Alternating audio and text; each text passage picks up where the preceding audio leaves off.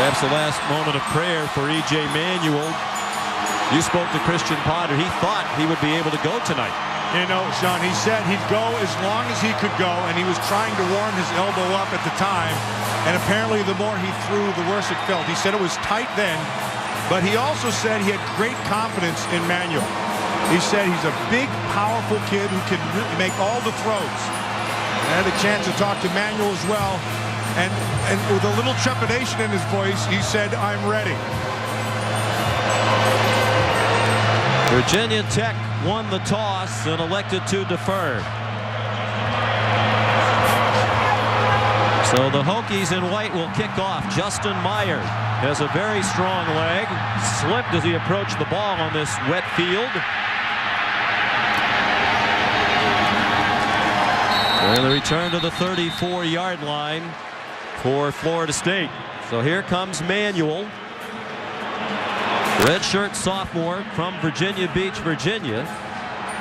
We mentioned he started and defeated Clemson in a solid performance in Week 10 a little less than a month ago. They won that game 16-13. Sean, what I'll be interested to see is how Bud Foster, the defensive coordinator, adjusts to the running style of Manuel.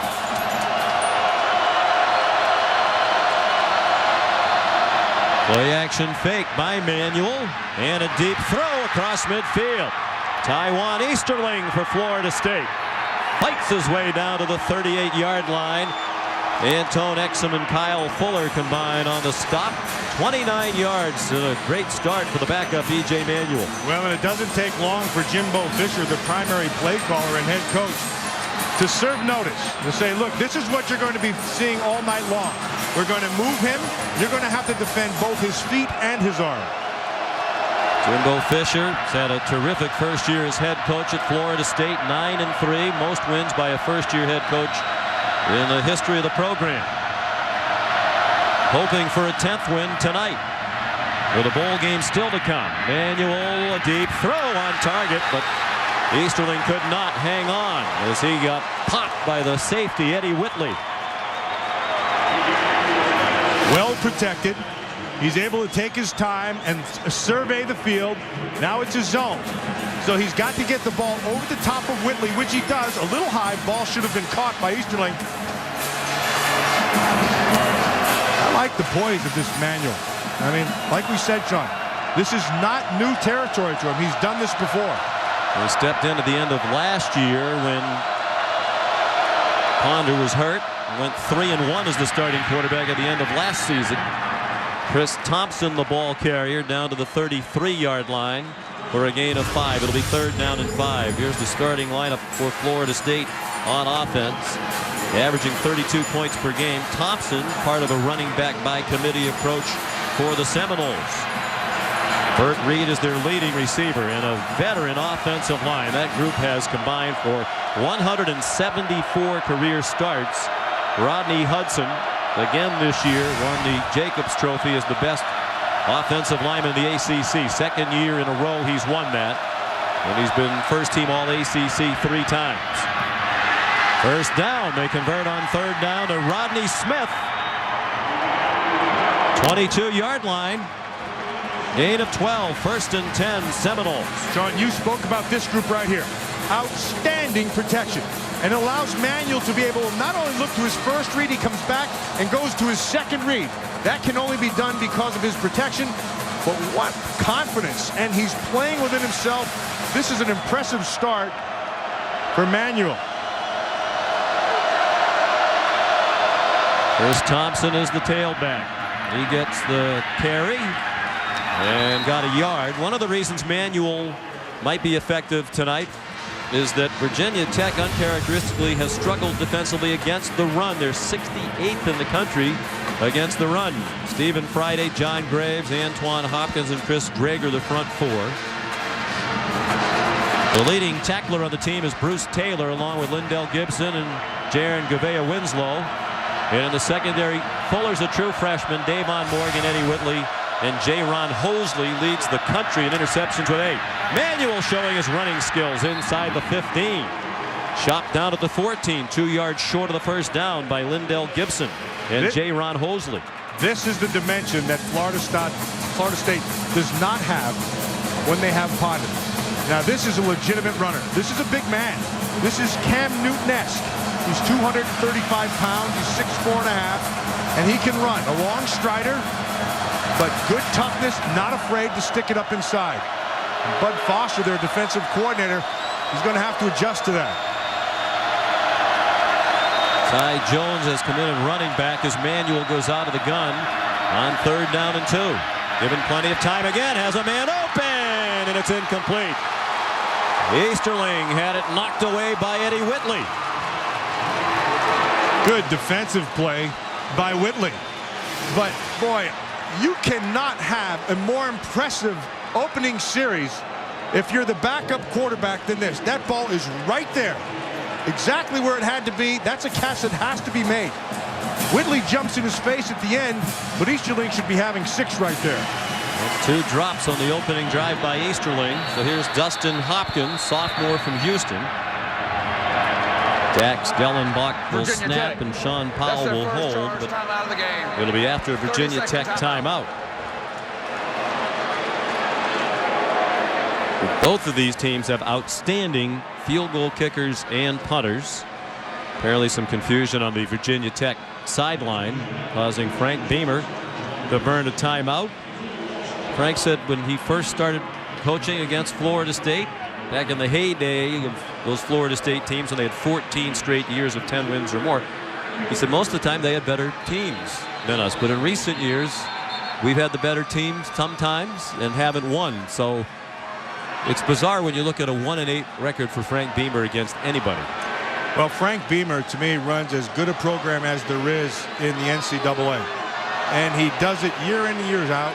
And you know when you get a kid from Virginia Tech, they're going to be fundamentally sound and they're going to be tough kids. 32-yard field goal try by Hopkins, who's 17 for 23 for the year.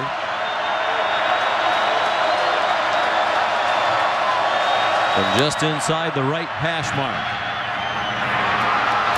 And it is good.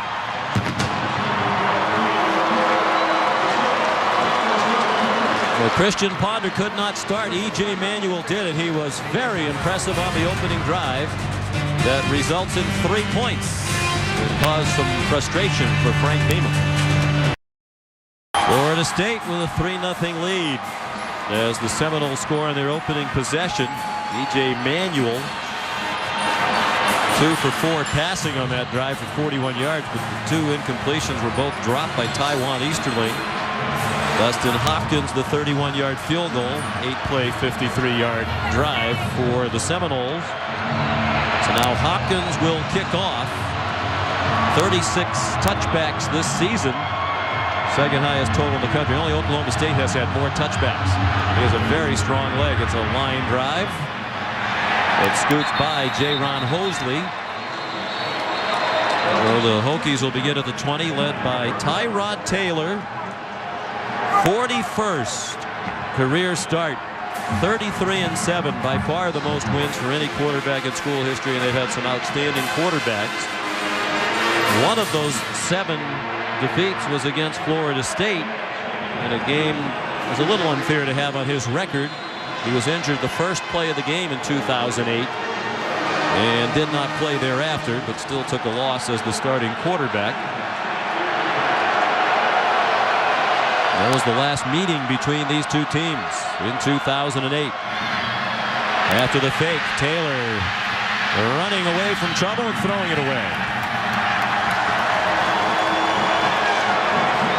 Let's take a look at the rest of the offense for Virginia Tech around Tyrod Taylor. They're averaging 35 points per game, best in the ACC. Williams, part of that 3-headed running back attack. And like Florida State, a veteran offensive line, particularly on the right side. Warren, the center, his 25th career start. Brooks, his 27th. And the Christopher, the right tackle, his 36th career start.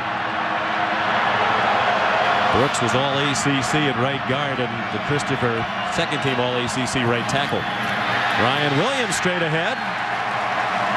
He got 9, came up a yard short of the first down. Florida State, a much improved defensive unit over a year ago under first-year coordinator Mark Stoops. They lead the ACC in sacks and second in the nation with 43. The leading tackler is the linebacker Nigel Bradham. And in the secondary, Xavier Rhodes, the freshman, the ACC Defensive Rookie of the Year. Singled out by Mark Stoops for particularly outstanding performance so far this year. On 3rd and 1, Williams has the first down, stays on his feet, and made the 37-yard line. Warriors tripped up by Anthony McLeod and Terrence Parks. A run of 9 for Williams, who missed 4.5 games this year with a torn left hamstring. He's just worked his way back in recent weeks. And he's all the way back. Had a chance to speak with him yesterday, and he was excited about it. This is the first time that he's felt 100%, and this is the best of the 3. This is a legit running back.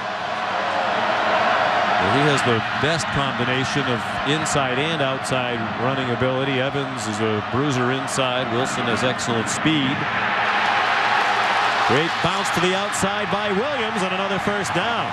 Run out of bounds across midfield at the Florida State 49 by Xavier Rhodes, 14 yards. You mentioned him being the best all around, and this is what I mean by legit. He's the complete package. He has outstanding feet in the hole. He can make you miss. He can run behind his pads. By that I mean he's powerful. Not in terms of just carrying guys. He can run through people. But his vision, he sees everything, and he can get to where he sees. And that is unique. Not everybody sees the same thing. Not everybody can get there. He can do that. Last year as a redshirt freshman, he set the single season school rushing record with 1,655 yards. Taylor slipped but didn't go down. Throws it. Incomplete. Looking for Jarrett Boykin, their leading receiver, with Xavier Rhodes in coverage.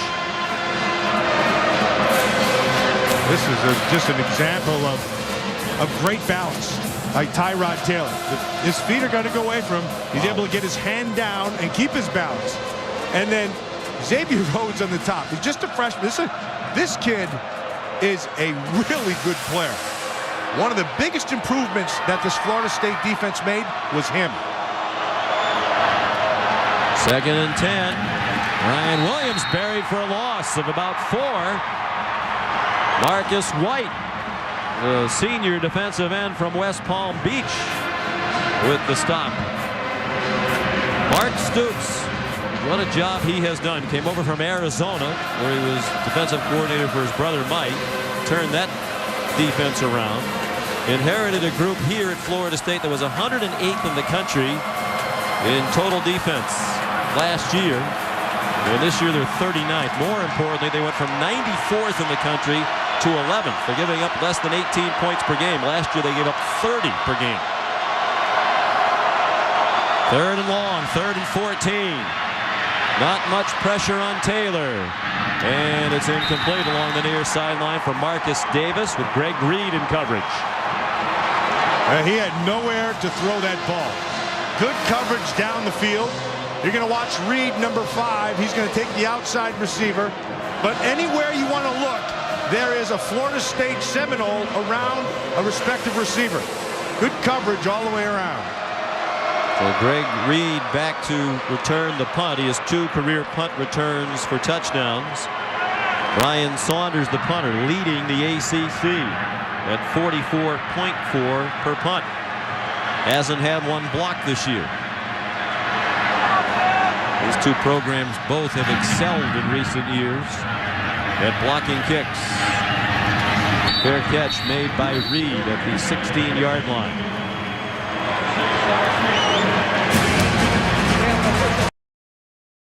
The winner will be heading to the Discover Orange Bowl, the BCS bowl game. The loser will play in the Chick-fil-A Bowl in Atlanta. Chris Thompson, the ball carrier. The ball is out, but there are whistles. And they're going to mark Thompson down just shy of the 20-yard line.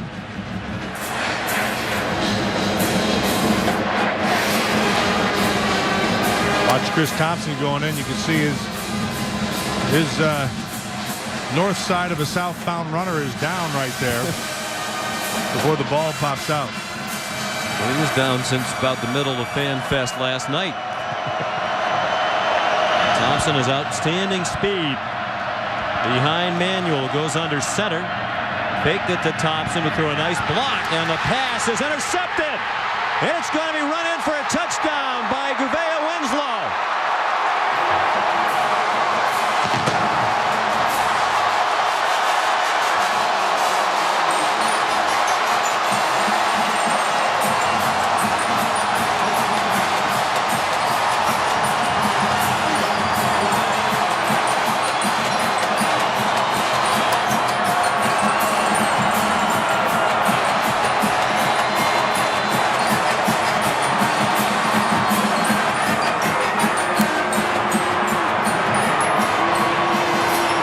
Gouveia Winslow, his second interception of his sophomore season, returned it 26 yards. Virginia Tech with a 7-3 lead after the extra point by Chris Hazley. Jaron Gouveia Winslow, he gets the benefit of Bruce Taylor right here. Taylor does just as good a job as you can do of locating the receiver, finding the ball, and tipping it. And Gouveia Winslow takes it back. Now, he is the son of Kurt Gouveia, who I had a chance to play with the Washington Redskins. And Kurt Gouveia had the best instincts maybe that I've ever seen on a football field. And it looks like his son has those same things. The sophomore from Ashburn, Virginia.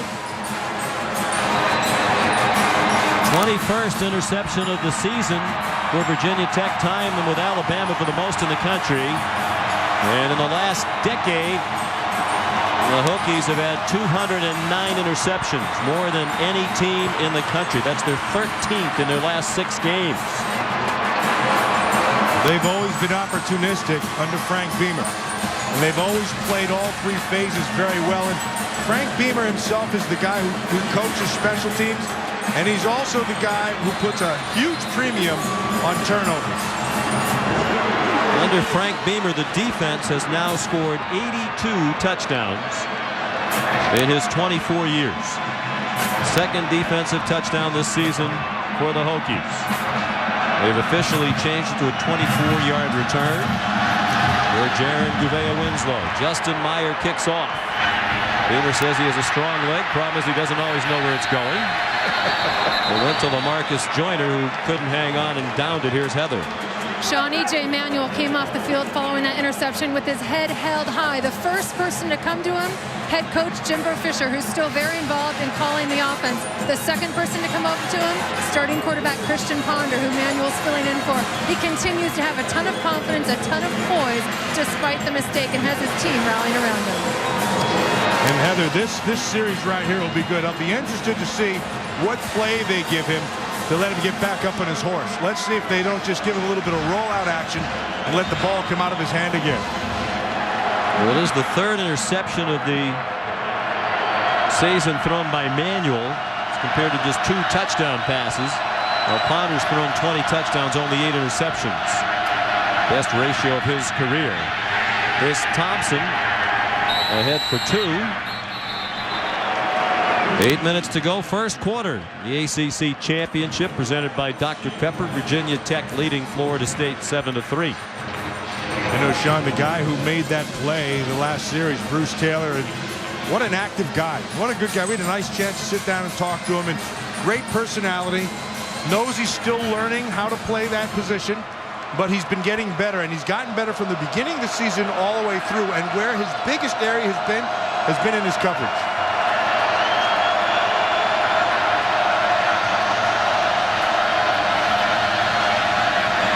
Manuel in trouble on the rollout and dropped for a loss. Back at the 19-yard line, Stephen Friday, the defensive end. Senior out of Hampton, Virginia, and second team all-conference this season. With the tackle for a loss, his 15th of the year. Well, he just actually helped himself by slipping. Zebri Sanders was going to try to hook him, and he slipped right at the start. And because he was able to get going before Sanders could, he comes up and makes a big play.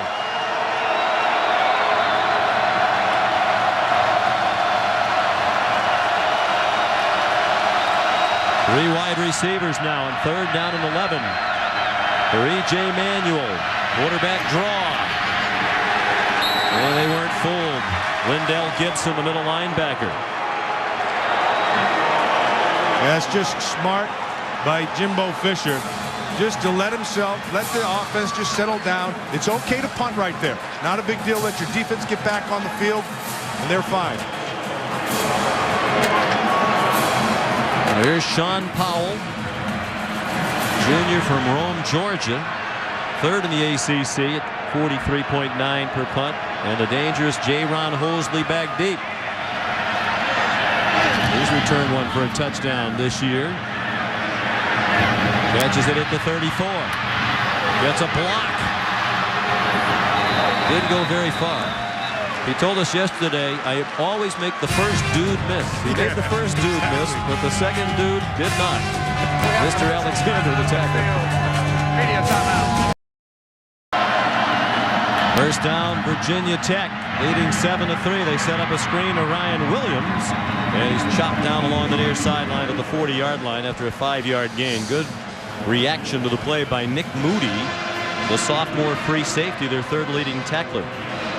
Sean, you and I had the opportunity to watch this Florida State defense against Oklahoma, week 2 of this season. And what a difference between then and now.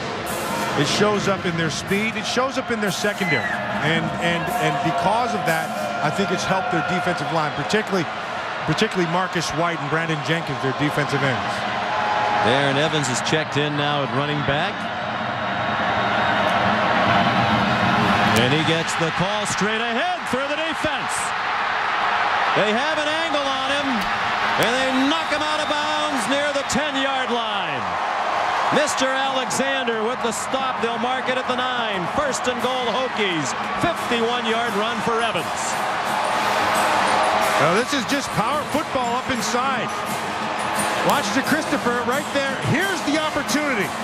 And because he got up the field too far, he gets past him. And then Evans just hits another gear that not a lot of people think he has. But it's obvious on this one that he does.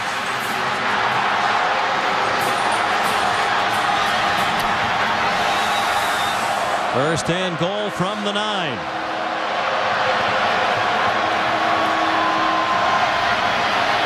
Evans again inside the 5 into the end zone. Touchdown, Virginia Tech.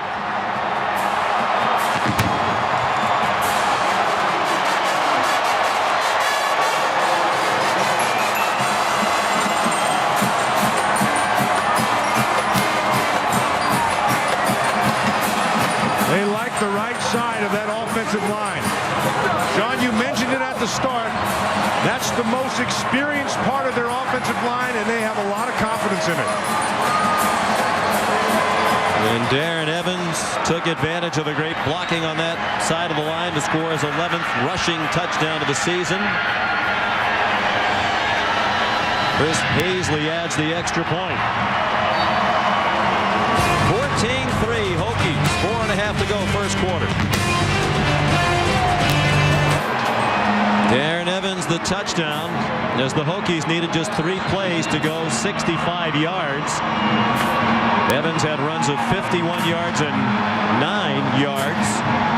51-yarder, just 3 shy of the longest run of his career. Great work by that offensive line. Particularly those two right there, 68, 62. James Brooks and DeChristopher. Justin Meyer bounced the kickoff down to Greg Reed. Across the 30 before he got stood up.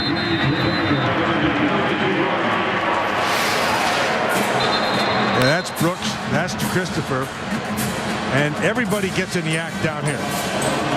Nicely done by Younger, 31. He has force. He sees it. Gets on top of it. Now, here comes your free hitter. And that's Mr. Alexander, number 16.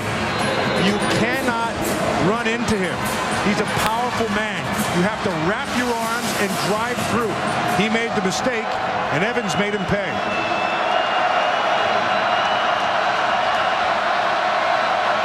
E.J. Manuel handed it off to the wide receiver coming around. Burt Reed got about 7. Thank you very much. Connecticut wins that game. They'll likely head to the Fiesta Bowl. In trouble, Chris Thompson. And he's taken down by Jack Tyler, backup linebacker. Meanwhile, Mr. Alexander failed to wrap up Darren Evans on the touchdown run. Might have also been injured on the play. Well, you got to wrap. He tried to just hit him. Looks like he's got something. Looks like in his neck there. I mean, I know I'm not a doctor. I should be drinking Dr. Pepper. I would have probably known that. Well, you did drink a Dr. Pepper at the reception before the game tonight. It was more than one. He's got to wrap his arms, and he knows it. That probably hurts more than the injury. 3rd and 5 now for the Seminoles. They had a nice opening drive that resulted in a field goal with E.J. Manuel quarterback. He throws, and it's caught by Taiwan Easterling with the defender draped all over him. Eddie Whitley looked to be well positioned to at least knock that down. But Easterling, who's already dropped a couple, held on for a 7-yard gain and a first down. And this is pretty good protection. There really hasn't been much pressure up inside. He's been able to just take and pick. And what he picks is Easterling. And you're right, Whitley was right there for that ball. That ball just got right past, and Easterling came down with that one. 23rd straight game with a catch for Easterling. Outfielder on the Florida State baseball team. Manuel on the roll, has a receiver again. Easterling, another juggle, but he held on for a first down into Virginia Tech territory to the 36-yard line. Boy, he has been shaky so far tonight. 21-yard gain for Taiwan Easterling.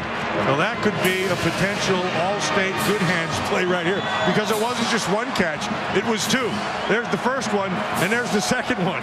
I think we should make a rule. It can't be the good hands play if you bobble it and then catch it. Because if you had good hands, you would have caught it the first time. That was the non-good hands play.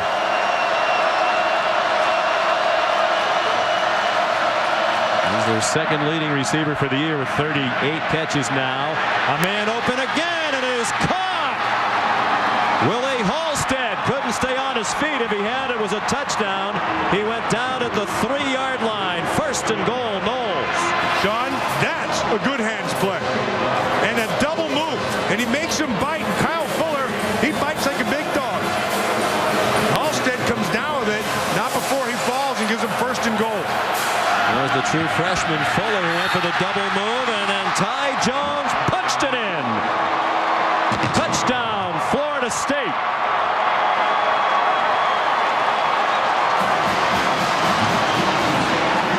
Just power. Just power inside and lower your pads. Just run right through. Really well done. And Exum, number 1, Anton Exum, learns the same lesson that Mr. Alexander did. Wrap the ball carrier. Don't hit him. Dustin Hopkins has now made 81 consecutive PATs. And with 2 minutes to go in the first quarter, Florida State responds and is back within 4.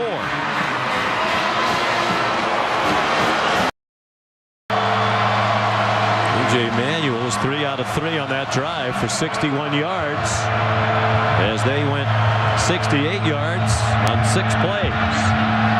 Hopkins kicks off. Down to the 1. J-Ron Hosley will not make the 20. There's a flag now right where he was tackled by Mike Harris.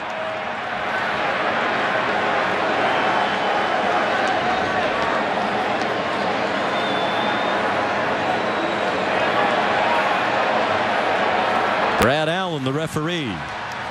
During the return, illegal block in the back, number 43 of the receiving team. Half the distance to the goal. First down.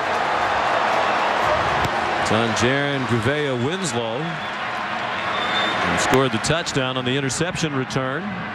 That's been a staple of those great special teams for years under Frank Beamer. There are a lot of starters out there. He doesn't run the backups out there and hope they do well. It's important to him. He has a lot of starters on special teams. Yeah, and both these teams are young teams. And to accentuate your point, he likes to use the veterans on there. Tyrod Taylor dumps it off short to David Wilson. And he's out of bounds at the 16. Here's Reese. All right, Sean, we have a score in the Big 12 championship game on ABC, Oklahoma and Nebraska. Roy Alou Jr. Great cut, and now Joseph Ebellia is supposedly going to run him down. Who said Alou wasn't fast enough? Runs away from him 66 yards. Huskers on top by a touchdown. Trying to win the Big 12 in their last year in the conference. They'll head to the Big 10 next year.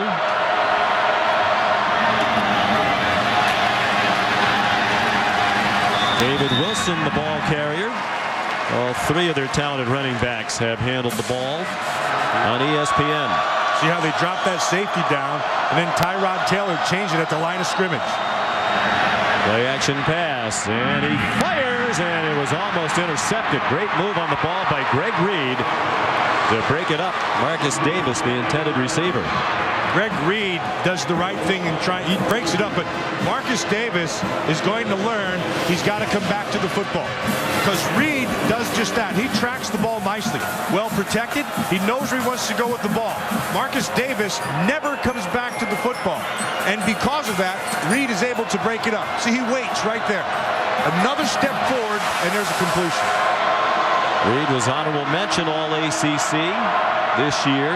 Mark Stoops says he has superstar potential, just 5'8". David Wilson, the ball carrier, driven back after a 1-yard gain by Anthony McLeod. It'll set up a 3rd down and long for the Hokies. That might be the last play of the first quarter. It has been an entertaining back and forth first 15 minutes. And well officiated. That was a good call right there. They already had the ball marked. Stops right there. With Doug Rhodes supervising officials in the booth here, so of course, pretty much an early Valentine for the officials. But it's true. Praise is well deserved. These are the best officials. They've all been graded all season long, and these are the highest rated officials in each position. It's not a crew that's worked together. It's the highest rated official at his position. So congratulations to them for earning their appearances here in the Dr. Pepper ACC championship game. 14-10 Hokies after 1. And welcome back to ESPN College Football Primetime and the 2010 Dr. Pepper ACC championship game from Charlotte, North Carolina. Ice skaters out last night. Cold enough for ice skating. 24 points in that first quarter between the two teams combined, the most ever in one quarter in the 6-year history of the ACC championship game. First time Charlotte has hosted this game. Taylor on 3rd down and 9 as a man wide open after the scramble. Danny Cole, first down to the 49-yard line. Brandon Jenkins, the defensive end, ran downfield to make the tackle after a 28-yard gain. Well, Danny Cole should go back and thank Tyrod Taylor, because this is all on the feet of Taylor. We spoke about it on the front end. He makes the first guy miss and finds that hole in the zone. Watch Cole. He's going to sit on top of the underneath defender. Taylor finds it. 3 for 7 for Tyrod.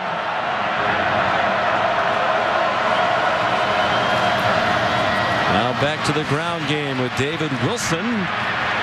Couldn't quite break free of the ankle tackle. He got across midfield and gained 3. Brandon Jenkins, another tackle with help from the middle linebacker Kendall Smith. They're excited about David Wilson, and with good reason. He has freakish athletic ability. A year ago, we saw him as a freshman. This guy does some things I've never seen before. I mean, he just has great speed, has great balance. He's learning how to become an everyday back, and he's learning how to run inside, but his speed to the outside is exceptional. Taylor throws, first down. Jared Boykin to the 40-yard line of Florida State. Xavier Rhodes made the tackle. 8-yard gain on the completion to Boykin. Boy, Taylor looks like he's just in control, doesn't he, Sean? He's just standing back there with confidence, knows what he's looking at, knows he has his feet if he needs them, but takes what's there.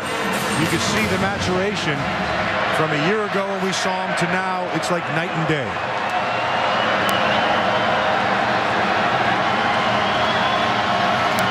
Leading the ACC in pass efficiency is Taylor. And a nice catch there by Marcus Davis on the short throw. He managed to turn it into a 5-yard gain.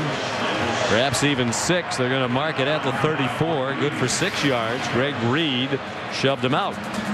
And this is what they really like about Marcus Davis. Now, he's a big man. He's only a sophomore, barely 20 years old.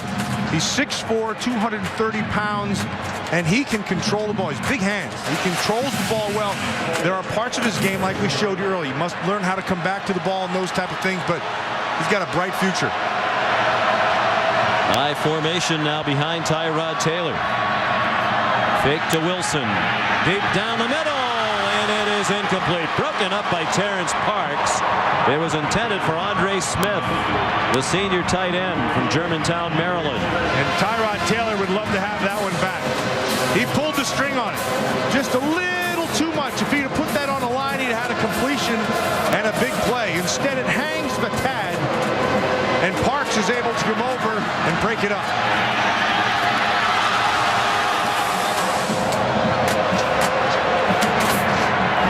Third down and 4.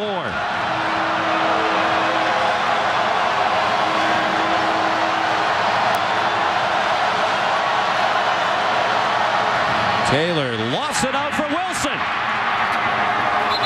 Slowed down enough by Xavier Rhodes to allow the rest of the defenders, including Kendall Smith and Brandon Jenkins, to stop him, because if Rhodes didn't slow him up, he was gone. They're going to bring a blitz inside, and then they're going to take Wilson and run him to the outside. And so even though the blitz doesn't get there, the coverage can't also get there. And Wilson just uses his speed and runs under that. 10-yard gain and a first down at the 24-yard line. Virginia Tech on the move, trying to add to a 4-point lead. Wilson as a hold. And has almost 8 yards before he was stopped by Nick Moody and Terrence Parks, the safeties. And we talked about David Wilson and his kind of freakish athleticism. And there's things that he does at practice. We were at practice watching him, and he will simulate a play, and he'll run it full speed, and then he'll stop right in the middle and run backwards, step for step, like you're playing a Madden game. Like you're running a film back. It's amazing. Everybody stops and watches it, and it's amazing the way he does it. Great muscle memory. Runs a 4.33 40. Did media day last year. He did 8 consecutive backflips across their field. He's in trouble here and stacked up for a loss of a yard. Earlier this year, he climbed their basketball arena, jumped up on top of Castle Coliseum, climbed up some pillars, had a buddy of his take a picture of it with a camera phone to prove that he got up there. He's an interesting young man. Wears a shirt and tie to class every day. Show respect for the educational process. Did that throughout high school as well. Ryan Williams has come in for him on another big third down and 5 from the 19. They are in field goal range for Chris Hazley. Taylor. The rush man fell down, and it's a touchdown to Jared Boykin.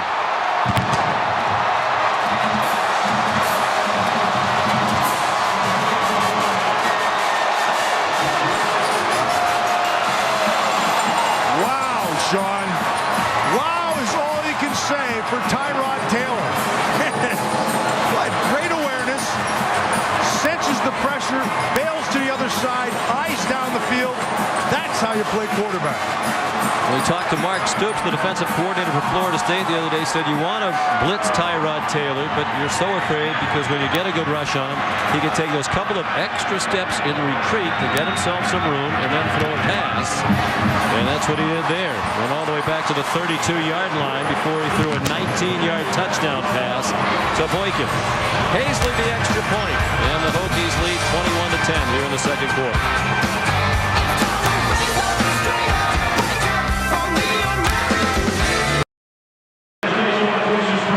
Sean McDonough, Matt Millen, Heather Cox back in Charlotte. The Dr. Pepper ACC Championship. Tyrod Taylor This took Virginia Tech on a 91-yard drive in 13 plays, second longest drive in the history of the ACC championship game. Virginia Tech had a 93-yard drive in the inaugural game back in 2005 against Florida State. Tyrod was 6 out of 8 on that drive for 78 yards and the touchdown.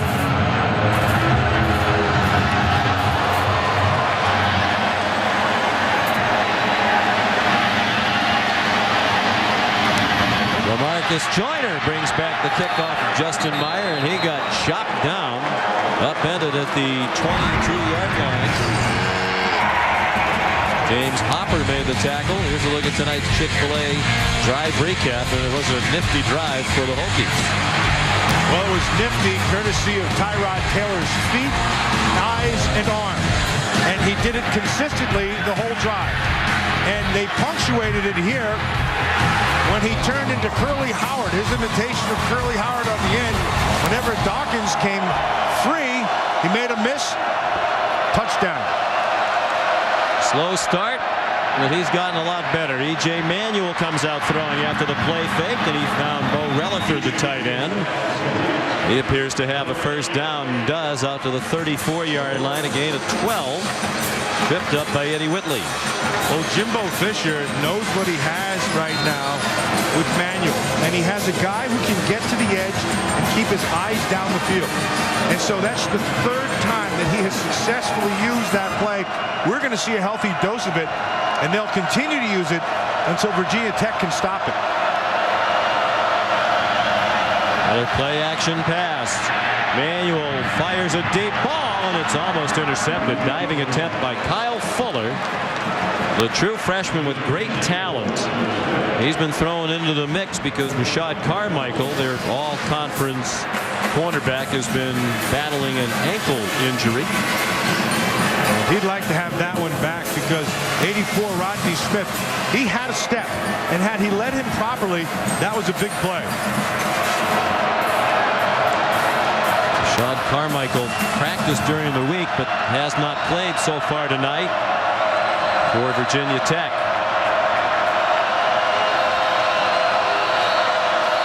Timeout called by Florida State.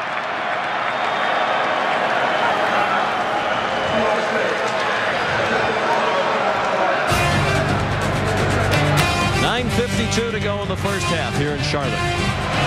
Frank Beamer, big NASCAR fan, taking part in some celebrity races. Burt Reed took the handoff and got to the 38 for Florida State. Here's Heather Cox. Guys, I was able to check in with the Florida State equipment managers who changed all of the players' cleats after warm-ups to the longer 5/8 length as a concession to the weather and the field conditions. It's been raining here all day. That combined with the fact that they're playing on natural grass and it's starting to get pretty chewed up means they need those longer spikes. Now, guys, this is the Carolina Panthers home field. The good news is they played away last week, so at least it's a pretty fresh field starting the game. It's been a tough year here for the Carolina Panthers. A great atmosphere in this beautiful new stadium tonight. Rashawn Manuel has a receiver across midfield and a first down. Willie Halstead, good for a 14-yard gain. Willie Halstead has time, as does Manuel, because look at the protection. Really well done. Everything picked up across the board. And Halstead then, because of that, can find the hole in the zone. And it's underneath, and it's a first down. You know, Heather, you talked about going to 5/8 cleats. The other alternative, usually the interior line like to go to 3/4 inch. We'll see if the field gets worse if they don't do that. Seminoles on the move. Manuel not on the move. Taken down to the line of scrimmage by Lindell Gibson, sophomore middle linebacker from Virginia Beach. Yeah, 5'11", 235 pounds, runs very well, and has good understanding. See, they like his ability to blitz, and so they take him from the middle and put him on the outside, cover across the front, and then he has a feel. You know, some guys have a knack for blitzing and some guys don't. Gibson does. Fourth tackle of the game for Gibson. option for Manuel, forced to pitch it. Back to Chris Thompson, and Gibson took him across the boundary. It'd be nice to have to take a pay cut and still make about $17 million a year. Here's Halstead, broke a tackle and advanced inside the 20. Davon Morgan made the stop for Virginia Tech, but it's a first down after a 25-yard completion to Halstead, who's having a big first half. Again, just a sophomore, and a nice route. See, at the top of his route, he took one extra step, and because he did that, he gained separation from the defender. 3 catches for Halstead for 73 yards. Returned last week after missing the previous game against Maryland with a concussion. Ty Jones turned the corners near another first down. They're going to give him most of that run down near the 10-yard line. It'll be second and less than a yard after a 9-yard gain for the junior from Tampa. Well, it's clear that this Florida State offense likes to get to the edges. They've been getting to the edges all night long, which means they're doing a nice job of securing the edges, meaning of the interior from defensive end to defensive end. They're getting that block, which allows them to get to the corner.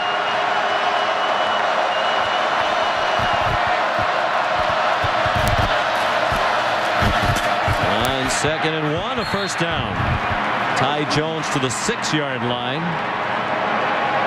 Without Jermaine Thomas again this week, junior running back, part of the 3-pronged attack, just like Virginia Tech tailback. But Thomas is out for the 3rd game in a row with a sprained knee. He was their leading rusher last year. When they're running on the inside, they like that left side. 67 Andrew Datko, 62 Rodney Hudson. Hudson's the one who's up for the outlet. 4-year starter at left guard for Florida State. And they run behind him. Now bounced outside. Touchdown, Ty Jones.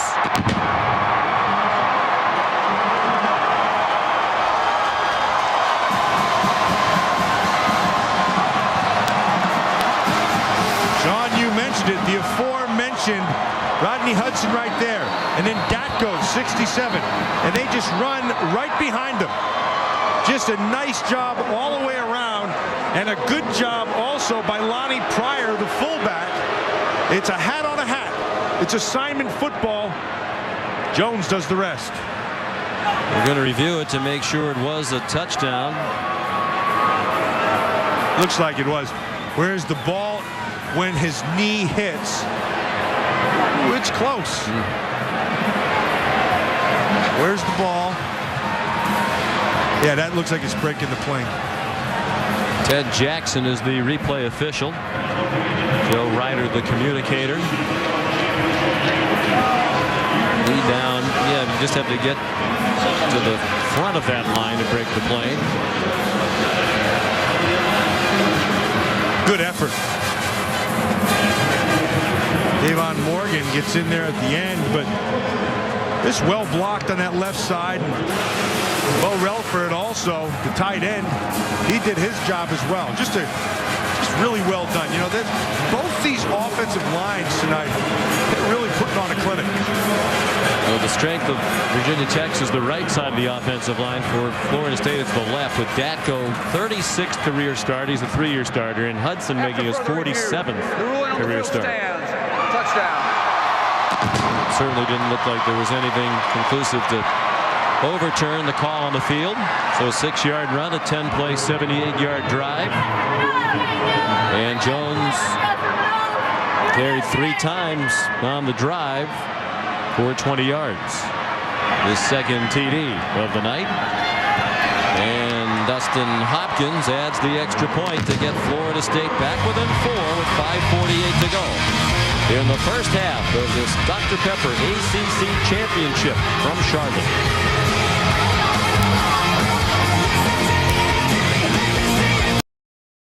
First half of this Dr. Pepper ACC Championship, already 389 yards of total offense between the two. 38 points coming up at halftime. Stay tuned for the Dr. Pepper ACC Championship Tuition Giveaway halftime throw. 2 lucky fans will compete to see who can throw the most successful passes into a giant Dr. Pepper in an attempt to win $123,000 in tuition. We met the 2 contestants before the game tonight, and they look both like pretty good athletes. One's a thick one, one's a thinner one. Both told me they could throw. We'll see. Find out. Jay Crawford, ESPN First Take, will be emceeing that event on the field. Good kick by Hopkins down to the goal line to J-Ron Holsley. Stayed in bounds and reached the 35-yard line. Gerald Demps, the stop for Florida State. Let's take a look at tonight's Aflac trivia question. The ACC was formed in 1953. Since then, only one head coach has won the conference in his first season. We don't know who it was. Jimbo Fisher trying to do that with a win tonight. You smoked this one. Yeah, I got the answer in our meeting this morning, but you always. No, I don't always. Just almost always.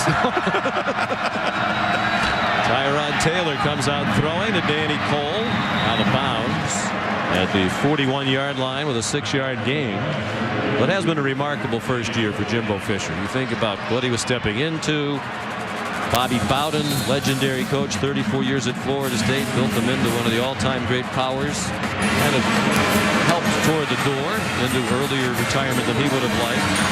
Jimbo Fisher came in with great respect for the past. Bobby Bowden is his friend and mentor, but made a lot of changes in the way they do things. Strength and conditioning, the locker room, nutrition. Wow, a pretty good pop hit on Ryan Williams. Nick Moody, the safety, delivered the hit. Jimbo Fisher ended the long losing streak to Florida. They lost 6 in a row to them. Of course, under Bowden, they had the historic run that may never be duplicated in college football. 14 straight seasons of 10 wins or more every year from '87 to 2000. They were in the top 5 in the country every year, won 2 national titles. But then the stretch 2001 to 2009, nowhere near as good. Would have been hard to sustain that. The coaching change made, and now Jimbo Fisher's goal is to take it back toward where it was. And he says beating a team like Virginia Tech that really has become the power in the ACC since Florida State dropped down would be another big step in bringing that program back. Well, I think 2 things. I think the way they had him as coach in waiting, I thought that helped. And then I thought his hire of Stoops was remarkable. And I think because of those 2 moves, they have gotten better as the season has gone on, as the players have gotten comfortable with the system and the new way of doing things. The defense so much better than it had been in recent years. And it's not like they had a slouch coaching the defense either. Mickey Andrews, 26 years, another legend of college football coaching. Cole got to the 50-yard line for a gain of 5. Well, they came in with some new ideas, not as much man-to-man defense, a little more zone, brought in by Stoops, and the results have been dramatic. Well, and I just saw that creative play call there. And as they've gone on, though, they've gone back to a little bit more man-to-man than they did at the beginning, which is a sign of good coaching. They have the people to do it. He lets them do it. 2nd and 6. Ryan Williams near another first down at the 45-yard line of Florida State. Kendall Smith and Marcus White on the tackle. Sean, the unsung heroes so far as we're at the 3.5-minute mark into this half has been both offensive lines. Both of them have done a remarkable job of protecting and also giving running lanes. Tyrod Taylor keeps. And Virginia Tech is now 6 for 7 on 3rd down with that conversion. On 3rd and less than a yard. We're down to 3.5 minutes to go in the first half. The Dr. Pepper ACC Championship from Charlotte. Virginia Tech with a 4-point lead.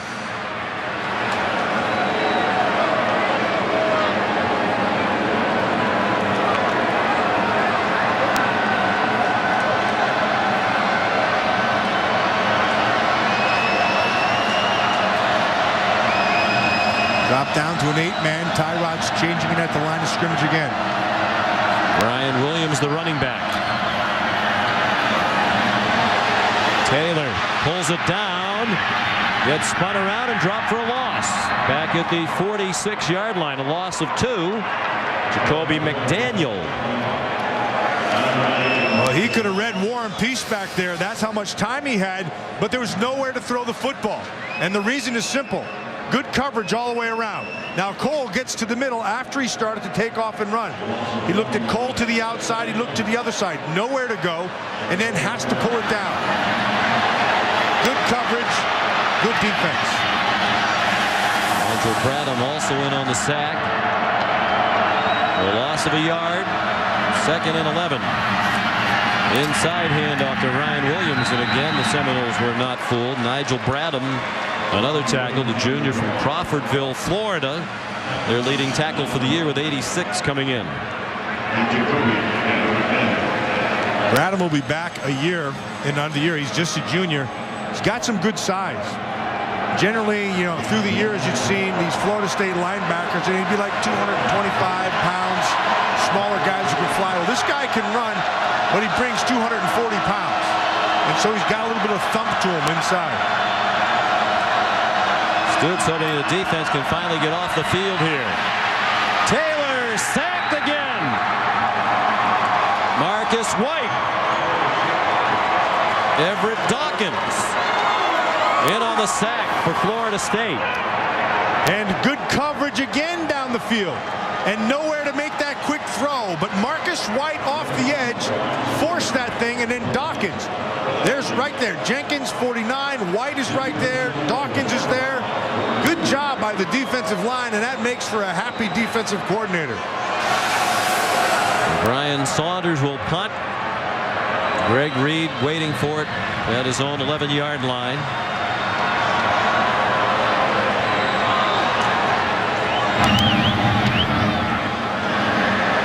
Very high kick, good kick. Far sideline, landed near the 9-yard line. Whoa. Going to mark it at the 14-yard line. 42 seconds to go. 2 timeouts for Florida State if they want to use it. All right, Reese, thank you. We'll look forward to it. Of course, the winner of this game will go to the BCS game, the Discover Orange Bowl. And the loser will go to the Chick-fil-A Bowl, which is an outstanding game in Atlanta, as we experienced last year. Florida State content to take a knee. Now, the question I would ask you is, if you were Virginia Tech, would you use all 3 of your timeouts and come after a punt? And I think I'm surprised, frankly, speaking of Frank, Beamer wouldn't do that. Yeah. It's because he has great confidence in his special teams, but he knows he's getting the ball back in the second half. I can understand why Florida State is taking the knee with the young guy, Manuel, at quarterback, but I'm with you. I would have forced it. Wet field, you never know what can happen. Yep. Bad snap, the punter slips. And there are a lot of options there that could have benefited Virginia Tech. Short punt, a good return, and maybe at least get in field goal range.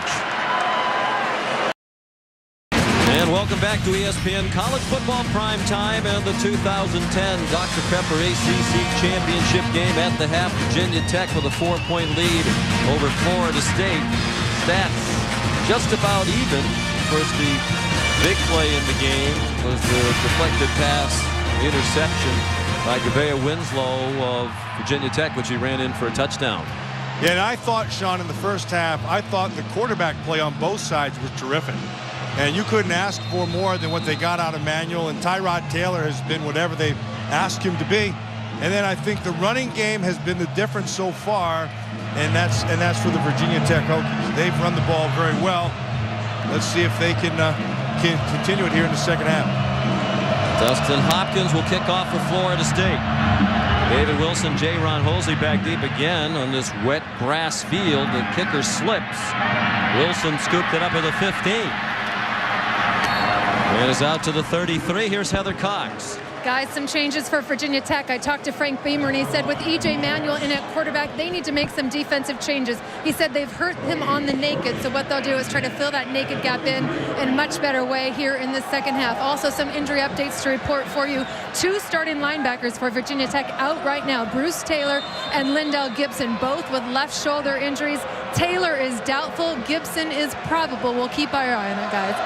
That'd be a big loss for Virginia Tech. Taylor's their leading tackler. Tyrod Taylor over the middle, caught. Low throw, so Danny Cole had to go down for it. No run after the catch, but he did get 14 yards and a first down out to the 47-yard line. This is the best that I've seen Tyrod Taylor. Now, it's a little unfair for me because I haven't watched his whole body of work through the season, but the last few games I got to watch on tape, and he is on right now. He's sharp, he's in control, and he's seeing the whole field. He's hit his last 5 passes. Darren Evans is the running back now behind Taylor. He had a big 51-yard run to set up a touchdown that he scored in the first half. Nowhere to go that time. Michael Harris, the junior cornerback from Miami in his first year at Florida State as a junior college transfer from El Camino in California. Third quarter has been a big quarter for Virginia Tech, and it's been a bad quarter for the Seminoles. They've been outscored Florida State in third quarters this year. You know, that's kind of been one of those universal truths. The way you start that third quarter, it sets the tone for the second half, and Virginia Tech has really been good at setting the tone. On second down, Taylor had nowhere to throw it to the left, has room to run to the right, but not much room. Out of bounds at the 49, chased out by Kendall Smith, senior from Bushnell, Florida, just south of Gainesville. He grew up surrounded by Florida Gator fans.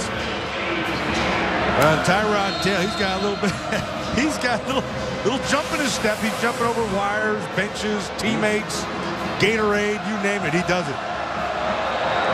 For third down here, they've been terrific on third downs. 6 out of 8 are the Hokies. Good protection. Taylor throws. Marcus Davis, a great catch. Greg Reed had excellent coverage. It hit Davis in the hands, went up in the air. He had Reed on him, and he still was able to hang on for a first down.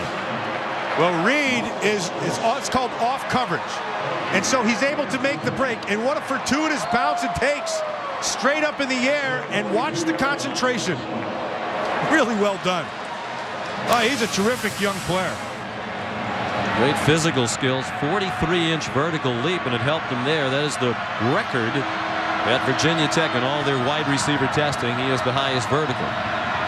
Runs a 4.440. There's only 1 penalty in the entire first half. This will be the second, both against False Tech. start. Offense number 75. 5-yard penalty. Remains first down. Greg Nosal, the left guard, who certainly provided one of the performances of the year in all of college football earlier this year against Central Michigan. He got his hand stuck in the face mask of a defender, lost the tip of a pinky. It came off. It was in his glove. He went to the sideline. The trainers took the tip of his finger off. He said, "I'm staying in the game." They put the tip on ice. He played 2 more quarters with 9.5 fingers before he went to the training room and had the fingertip reattached. Harder to hold that way, though, so fighting any holding calls. Danny Cole couldn't catch the ball. I played with a guy who did that, who made the decision to get the tip of his finger up. You may have heard of him, Ronnie Lott. Yes. He smashed his finger, wanted to play in the playoffs, and so they said, "Go ahead, take it off." And so I would sit next to him in meetings, and every now and then I would flick the tip of that finger. It would drive him crazy. Oh, that's nice. Yeah, thank you. Real charmer in those meetings. Pretty much the same in our meetings, come to think of it. Second down and 15. Darren Evans, a short gain. That was similar to the play that went for 51 yards in the first half. Marcus White stopped it for a short gain. And this will be a third down and long for the Hokies. They're at the 45. They need to get just inside the 33. Mark Stoops, the defensive coordinator for Florida State, has been dropping a safety down, and it's been calculated. And there are times when he doesn't, times that he does. That time he did. created the extra man in the box and was able to set up this 3rd and long. 3rd down's been a key so far tonight for Virginia Tech. Can they keep rolling on 3rd down? Yes, they can if the pass is on target. Cole is wide open. Touchdown, Virginia Tech.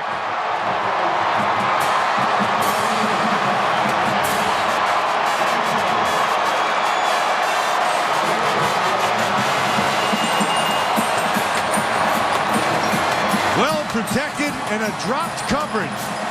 And Cole finds himself all alone.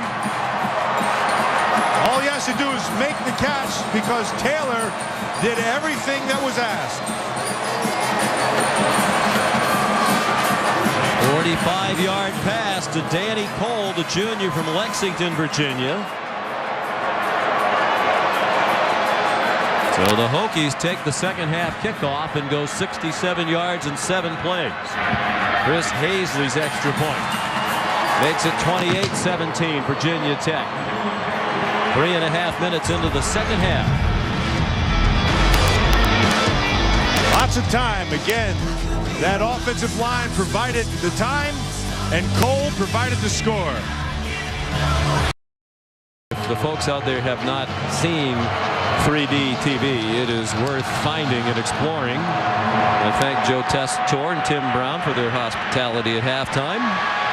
Here's LaMarcus Joyner on the return for the Seminoles out to the 24. And here's a look at the touchdown HD, which is also stunning and spectacular. Well, whether you watch it, if your peepers on or your 3D glasses, you're going to see man-to-man on the outside, and you're going to watch a blown coverage right here. Because he's going to run across, and they drop the coverage. It's man, man, and then watch the corner. They drop it. And so somebody back there blows this. And the recipient of that blown coverage is Cole, and it's 6 points. That might be 3D glasses. What do you think? Those look like more like 4D, whatever that is. Look like beer goggles. A.J. Manuel started and gone all the way. Quarterback for Florida State. He runs for 3, and we run it back to Reese Davis. Well, those two schools have really dominated the history of the Big 8 and then the Big 12. Chris Thompson dropped for a loss by Chris Drager. That's since 1950. Oklahoma and Nebraska combined for 53 conference championships in the Big 8 or Big 12. The rest of the league combined 15. There have been some of the greatest players in all of college football and pro football who've come out of both those schools. A great rivalry. Rashad Carmichael did not play at all in the first half. Is on the field now for Virginia Tech. Senior, terrific player, NFL prospect, bothered by an ankle injury. Did practice on a limited basis during the week. He's out there trying to stop this 3rd and 8 for Florida State. Manuel looked like he wanted to run. Throws to the far sideline, short of the first down. Chris Thompson was swung out of bounds by Tariq Edwards, a backup linebacker. Heather mentioned the injury problems at the linebacker spot for Virginia Tech. Heather?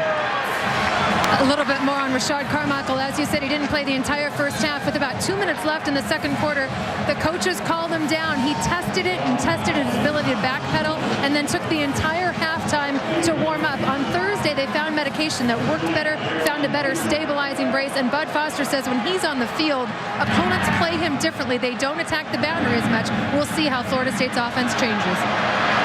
Howell's punt fielded on a hop by J-Ron Hosley. And he's tackled by Mike Harris at the 40-yard line. This week on Monday Night Football, it's an epic showdown. First place in the AFC East on the line. Mark Sanchez of the New York Jets head to beautiful Foxborough, Massachusetts to take on Tom Brady of the New England Patriots. Jets and Patriots, Monday Night Football. Sanchez keep getting better and better with each week, and Tom Brady looks like the Brady of old. And you'll be there starting at 7 o'clock. Countdown presented by Applebee's. Taylor again showing that ability to retreat, get away from the rush. Can he make a play of it? You bet he can. The ACC Player of the Year shows you why. From a huge loss to a first down run to the 50-yard line. And this guy is and is showing you tonight what he has, that's the same. He's an even better person. We had a great opportunity to sit down with him over the last couple years, and he is just a delight to be around, has an effervescent personality, lights the room up, very bright guy, insightful, and it doesn't get any better than that right now. He is on a roll tonight. He's a great team leader. He and some of the other seniors called a couple of team meetings after they started 0-2 to make sure everybody stayed together. David Wilson battling for every inch. And Frank Beamer gave those seniors credit and his team credit, Matt. He said, you know, it's 0-2 and you're number 10 in the country coming in. You have very high expectations. You just lost to James Madison. It could go south, and on some teams there'd be finger pointing and dissension. Not on this team, and it speaks to the character of the players. Yeah, and Tyrod Taylor is the one who spearheaded the whole thing. And Sean, you know, I think the important part of that is, you know, there's all the time guys, they want to have team meetings. There's a lot of rhetoric and nothing gets done. But a guy who takes charge like Taylor did and righted the ship, that's to be commended. With 2 touchdown passes tonight, he's tied the single season school record of Maurice DeShazo, who threw 22 back in 1993.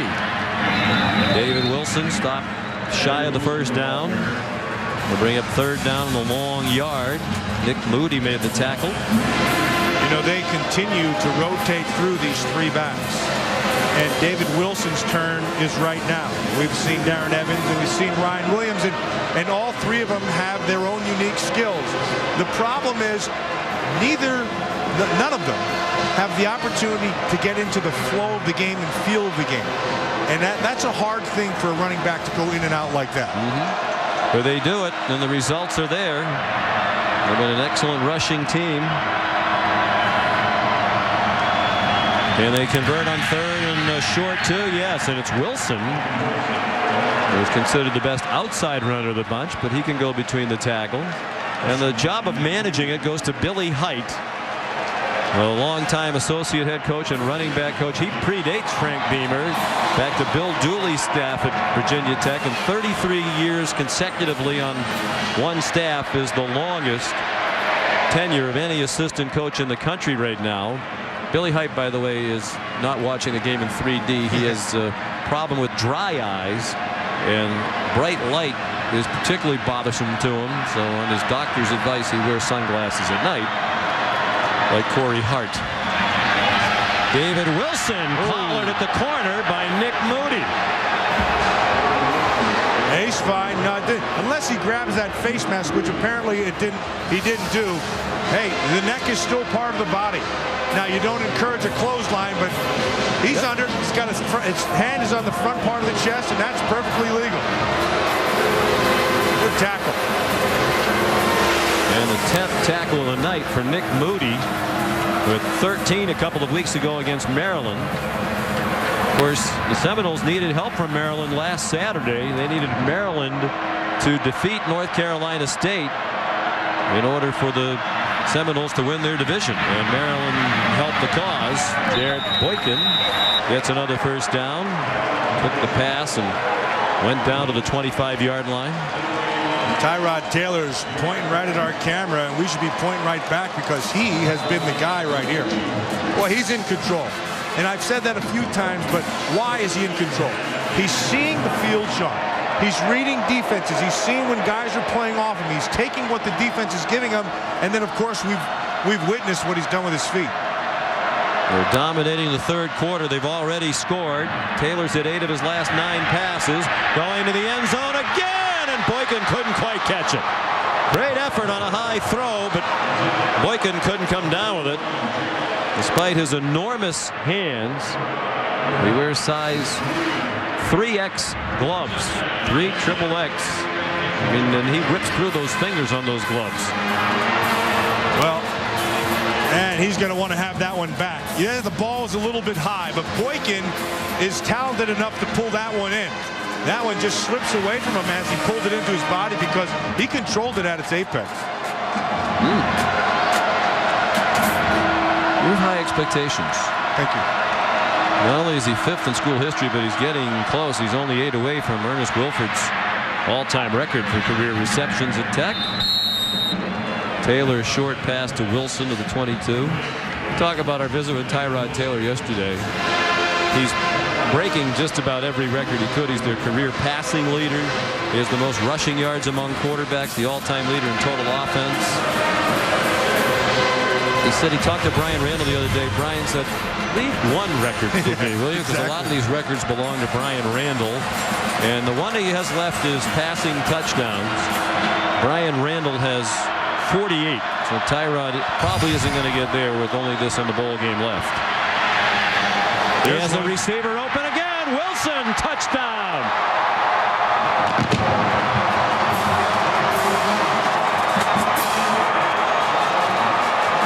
That's just a fantastic read by Tyrod Taylor and David Wilson. They bring, again, we saw this earlier. They bring pressure. See it off the corner? Here comes the free guy. Now, you have to keep up the speed of Wilson. We saw it earlier in the game, picked up a big first down, and now it picks up a touchdown. I don't know, Sean, he might go after that 47. He only needs, what, how many more tonight? 5 more? Yes. 48. 48's the mark for Brian Randall. Extra point up and good by Hazley. And Virginia Tech has the largest lead of the night, 18 points. As they've outscored the Noles 14-0 here in the third quarter. Tyrod Taylor pointed the way. 61 yards in 9 plays. Saw John Swofford, the commissioner, presenting the Player of the Year award to Tyrod Taylor. Congratulations to all the other winners, including the Coach of the Year. Ralph Friedgen did a wonderful job. Yes, he did. At Maryland, they far exceeded expectation. Very nearly played their way into this game. Justin Meyer kicks off. LaMarcus Joyner on the way back for the Seminoles. Nice return out to the 47-yard line. The kicker Meyer made the tackle. That is his 7th tackle of the year on kickoff coverage. He's their 4th leading tackler on the kickoff coverage unit. Not afraid to stick his nose in. Big night for Tyrod Taylor here in Charlotte. The Hokies have an 18-point lead. Welcome back to ESPN College Football Primetime of the 2010 Dr. Pepper ACC Championship. Virginia Tech has opened up the lead here in the third quarter. They've dominated this quarter, outscoring Florida State 14-0 here in the third. The Hokies 133 yards of offense in this quarter and 7 first downs, while Florida State had just 6 yards of offense, 0 first downs. The good field position after the kickoff. E.J. Manuel bounced off a pile, high throw, caught, first down. 37-yard line. Burt Reed, the junior from Panama City, with a 16-yard connection for Manuel. A night at the Improv with Manuel. Yeah, he bounces off of Datko, the offensive tackle, but still keeps his eyes down the field. And I'm really impressed with him. His ability to find his receivers down the field. You know, he's a big kid, 6'4.5". He's 235 pounds. He keeps his eyes up. Pretty accurate also. I haven't been able to get him loose in the running game. That was one of the advantages of having him start. He can run, but the Hokies know that, and they stop him for a 2-yard loss. He kept it, and Jack Tyler, another one of those backup linebackers, redshirt freshman, thrust into there because of injuries to starters. He's doing a nice job. Yeah, he's in for Bruce Taylor, who made the big play early. But Tyler is able to make that play because the corner play just was terrific. They took away the outside pitch and forced everything to go, which allowed Tyler there to come inside out and make the play. Bud Foster's defense playing well here in the third quarter. Hasn't been a typical Virginia Tech year defensively. Their numbers and performances down from what you typically expect. Quick pop and too quick for Bo Relaford. Wasn't expecting it. Yeah, that's on Relaford. Because Manuel knew where he had to go. He had pressure. Relaford gets to the inside. The middle of the field is open. And if he gets his head around and is able to make that catch, Relaford could be relevant. When we talk about the defense, each of the previous 6 years, Virginia Tech finished in the top 12 in the nation with that lunch pail attitude defensively in total D. This year, they're 42nd in the nation in total defense and 7th in the ACC. Third down and 12. Manuel throws throws and has his man Burt Reed to the 20. And another first down for Florida State. Rashad Carmichael made the tackle. 18-yard gain for Burt Reed. And you talked about Bud Foster, their defensive coordinator for Virginia Tech. Well, he brings pressure. You can see Holsey right there in the middle, and then it's Rashad Carmichael on the offside playing off man. Reed just comes back underneath because the pressure came from inside. There's no one there, and it's a first down. Reed has great speed. He's been clocked at 4.3 in the 40. Huge drive for Florida State. Down by 3 scores. They need points here late in the third quarter. Manuel taken down from behind by the freshman Jack Tyler. Thank you, Reese. Manuel deep, and Taiwan Easterling got knocked off the route, and a flag thrown against Jaron Hosley.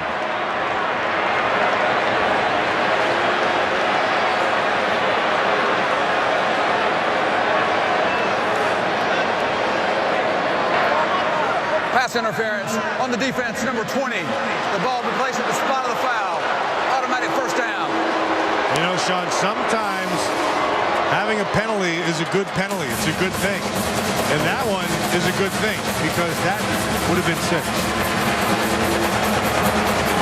Yeah, he started to fall. I didn't see anything there. Yeah, how about it? I'm just saying that for the benefit of Doug Rhodes, the supervisor here in the booth. That's poor officiating. Yeah, boy, they blew that one. Well, great job all night long by these ACC officials. One of the few mistakes Hosley has made. Sophomore leading the nation in interceptions. Manuel turns the corner, lunging. Didn't get the end zone. Might have had the first down. Davon Morgan stopped him right near the first down marker. That's that Cam Newton look-alike right there. He's got the size. He's a long strider, and he can run away from people.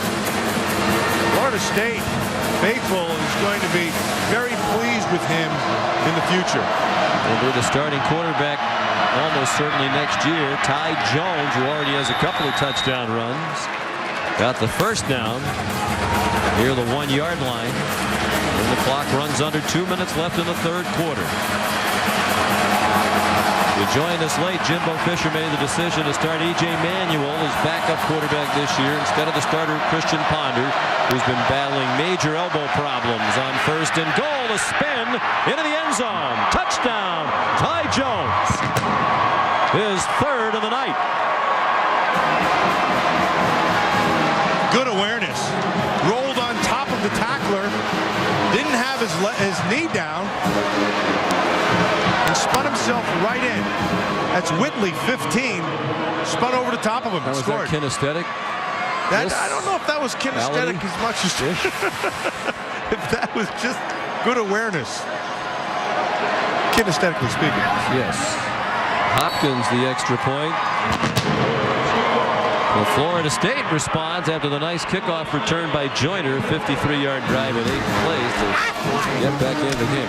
We've set a record tonight for the longest amount of time allowed to answer the trivia question. Anybody who really wanted to answer this correctly has had plenty of time to get any resource material they'd like. The only coach who ever won the ACC title in his first year, the Fridge, Ralph Friedgen, back in 2001. And you should get a lot of credit for that. Ron Vanderlinden, who I don't think has ever gotten enough credit for the job he did. You know, we did one of his games his last season as head coach at Maryland. He said if I come back next year, I think we're going to have a really big year. We have a lot of good players. But, well, they didn't give him that next year. Ralph came in and did a great job and won 10 games. But Ron Vanderlinden and that staff did a great job to set it up. And then Ron took his talents to Penn State, where he's been the linebacker coach for the last 2 years, where he's sent quite a few linebackers to the National Football League the last few years. 35-24, under 2 minutes to go.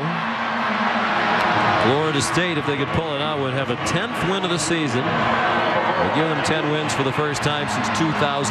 They came in at 9-3, having won 3 in a row. Well, Virginia Tech's already won 10. They're 10-2. 10 wins or more for the 7th year in a row for Tech. That is the longest such active streak in the country. Halfway to Florida State's all-time record of 14 consecutive 10-win season. Score more. Dustin Hopkins really slipping in. Nope, stayed on his feet and hammered it. A yard deep in the end zone. J-Ron Hosley. Oh, great tackle. Shy of the 20-yard line by Terrence Brooks, freshman defensive back. Well, it's a nice run, but it's the sudden stop that's impressive. Watch Brooks just run right through it. You see, you young players out there, he didn't stop his feet. He keeps running right through them. That's the way you make a tackle. Wrap the arms. That looks and sounds big.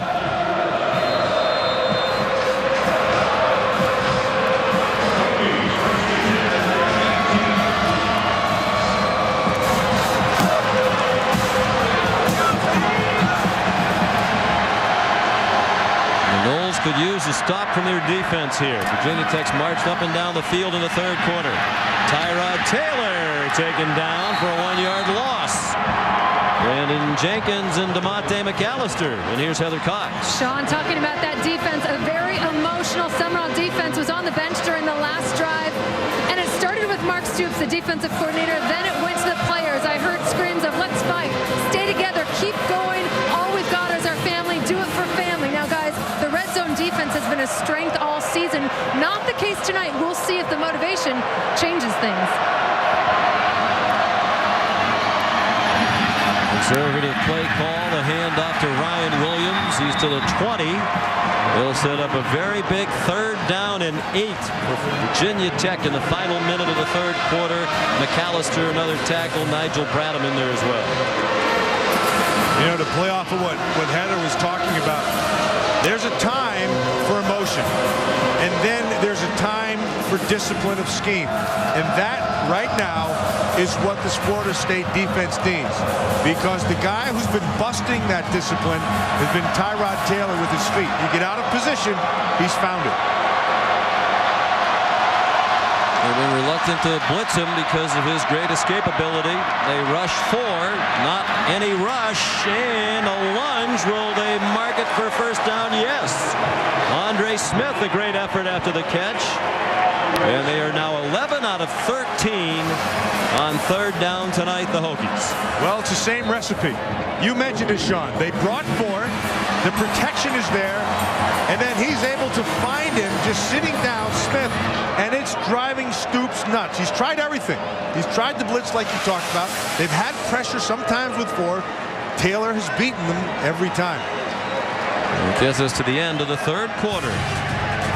The winner goes to the Discover Orange Bowl and is the ACC champion for 2010. Jimmy V to 8-5-9-4-4. First and 10 Hokies, Ryan Williams. And congratulations to Mark Herzlich and Nate Irving of NC State. They shared the Brian Piccolo Award this year in the ACC. Were honored at the dinner last night for most courageous. Mark's had the courageous battle against cancer.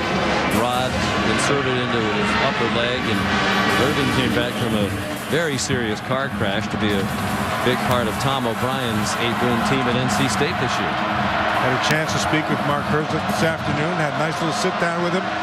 He's excited about getting ready for the National Football League draft. Get ready and feels 100%. He's a guy you cheer for.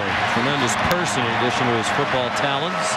Andre Smith the catch, and he bounced out to the 47-yard line with a first down. Tyrod Taylor has made every throw that you could want to make tonight. He's thrown the touch pass. He's thrown the deep ball. He's thrown the bullet to the outside and some of the out routes. And that one was just a tiny window inside. He just threw it right where it had to be. 3 touchdowns, no interceptions tonight for Tyrod Taylor. Now 23 touchdowns for the year and only 4 interceptions. Going for the home run ball, looking for Jared Boykin, and it is incomplete with Mike Harris in coverage. And that's one. There's only a few that we've said, this about 3 actually, where he said he's going to want that one back. This is the one deep ball. He just wants to put a little bit more length on it because it hangs up right here. See how he has to slow that down a tad? Boykin goes up, and that's good defense. Look how he gets his hand up there. That is great job by Michael Harris, number 1. That's junior hard not to corner. interfere when the ball's underthrown and the receiver stops. Usually the defender runs into him. He gets an interference call. That was great work by Harris. Some more good defense as Ryan Williams is tackled at the line of scrimmage. Marcus White had penetration. We talked about Billy Height, the running back coach, and how he has to get a feel for his runners and how he rotates them through. But, you know, as a fan of college football, I love college football. I would like to see these guys play more because now it'll help them at the next level because they won't be beat up. But Evans and Wilson and Williams all are really good players, and they don't really get a feel for the game as they go. 11 out of 13 on third down. 5 for 5 in the second half. And again, plenty of time for Taylor. Waits for a man to come open. Danny Cole trying to run away inside the 10.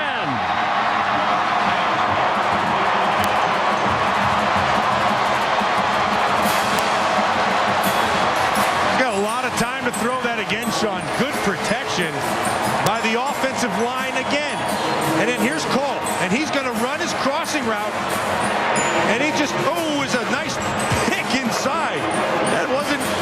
They didn't even try to rush. No. They're so afraid of him running that they just let him sit there all day and allow receivers to get open. Xavier Rhodes ran into Michael Harris, and Cole got clean. For 46 yards, his sixth catch of the night for 143. He's been a big play wide receiver. One of the most memorable plays in recent years for Virginia Tech is 81-yard catch. The waning moments of the game last year at Nebraska that led to the game-winning touchdown in the final seconds.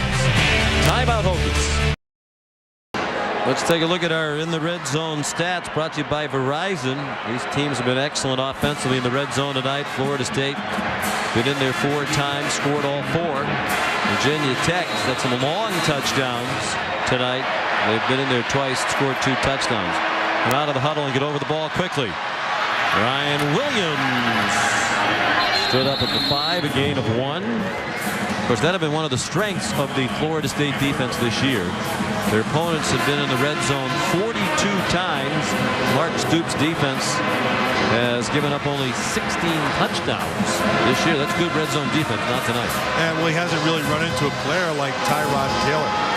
Tyrod Taylor is hotter than a firecracker tonight. Everything he's done, with the exception of a few throws, have been right on. They're playing like the conference player of the year that he is. They've been great on third downs tonight. 12 out of 14 for the Hokies. You're going to win when you do that. Taylor zings one, and it's incomplete. Looking for Andre Smith, who they love in the red zone. He came into tonight with 5 touchdown receptions on just 17 catches for the year. Watch the decision. There's the open receiver, and there's the ball. And that was a great throw. Not a good throw, a great throw. Why? This is a really small window he has to work to get it into, and he hits him right smack dab in the wrong place, the hands. Well, here's another third down. At one point, Sean, you're going to have to roll the dice and get pressure after this guy and just take your chances to make him throw something back. They've been so passive in their defensive approach tonight. I think the Florida State coaches might kick themselves after this game. Taylor running around. This is what they're afraid of, and he scores. Tyrod Taylor having a great night. He is putting on an MVP show. They rushed 4, they dropped 8. It's a short field. But he okey-dokes them by drawing the defense to one side and then coming back to the other side and getting his 6. He's thrown for 3. Now he's rushed for 1 from 5 yards out. And Chris Hazley is on for the extra point. And it is blocked. And the Seminoles have it. Nigel Bradham gets a block. And he is going to score. There is a flag down back at the 8-yard line. Looks right where the holder was. I wonder if it's not roughing on the holder.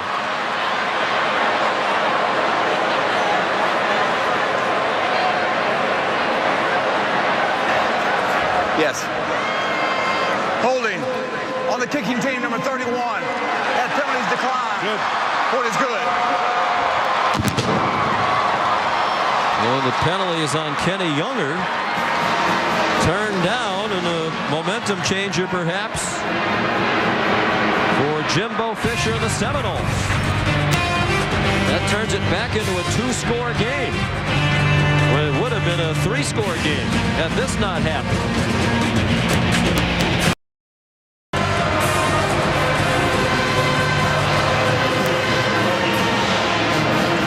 State with the big 2 points, as the extra point from Hazley never got off the ground. Wasn't his fault. Brian Saunders, the holder, dropped the ball. Hazley kicked a grounder into the line. He's missed only 1 field goal this year. That's the 3rd failed PAT. Nigel Bradham brought it back. Hard to believe that's not the first time that's happened in ACC championship game history. There's LaMarcus Joyner. Back in 2007, Virginia Tech fans might remember Brandon Flowers brought one back for 2 against Boston College. Well, I've not seen this. I want you to watch. This is Lucy. Here's Lucy right here, and there she lets it go. And Charlie Brown, instead of landing on his back, he kicks it into the back of his offensive line, and of course Bradham takes it back for 2 points. That could be huge. It was going to be a 3-score game.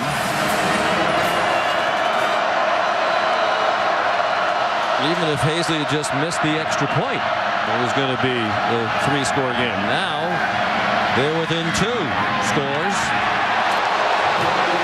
The pass by Manuel over the head of Burt Reed. Yeah, Stephen Friday, number 82, had good awareness there. He pulled off on that on Reed. There's a flag down.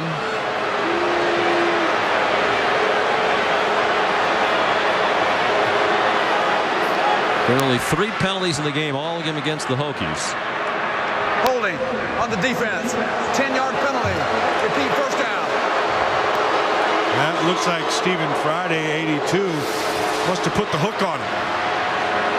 You're going to see 83. Here comes Reed coming across, and then Friday right there. Just a little hook on the top shoulder, and they saw it. Good awareness. They were trying to sneak him back underneath. That flat area was vacated, and Friday made a play on Saturday.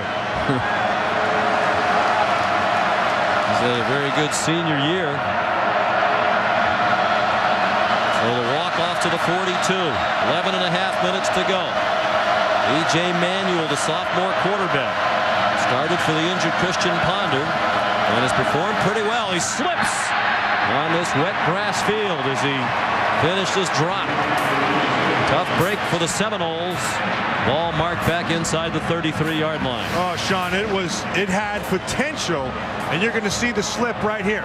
He doesn't get his feet under him, and it's a shame because he had man-to-man coverage. They had committed a guy down for a blitz. The blitz was picked up. The middle of the field was wide open. Loss of 9 on the play. Jimbo Fisher wants him to speed up the operation here. Just now getting out of the huddle.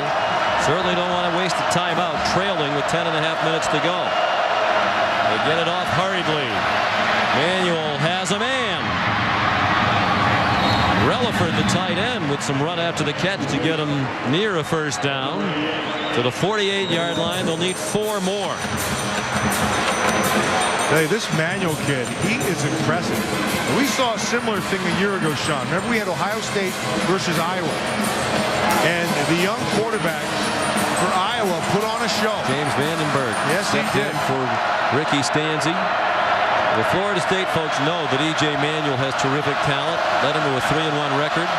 Last year was the MVP of the Gator Bowl, Coach Bowden's last game.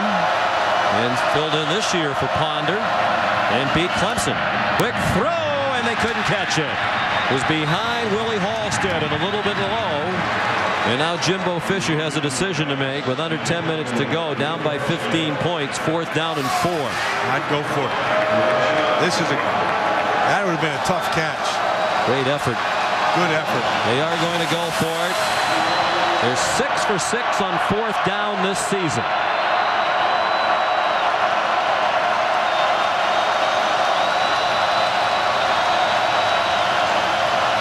Huge play.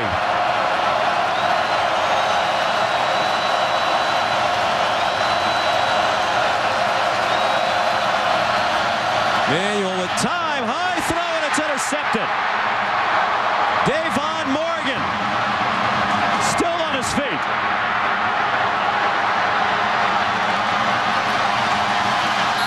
And back to the 35-yard line.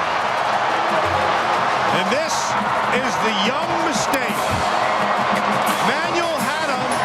The ball just took off. He had a guy open inside. And come right back inside here. He has him. Now watch the umpire. I'm not sure. Maybe he was trying to avoid the umpire or not. I'm not sure. Yes, it looked like the ball went high. The umpire ducked, but it was there. He missed it high. And now it's going back the other way.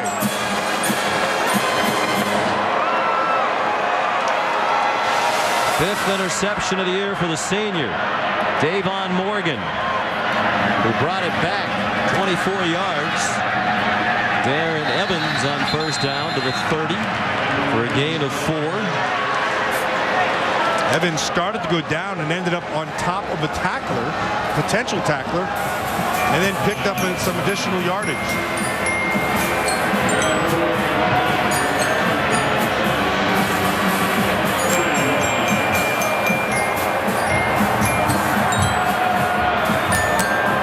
Talking to Burt Reed, trying to figure out what happened. Coach Fisher's trying to figure it out himself, but what Reed's going to tell him is he was open. That ball just was too high.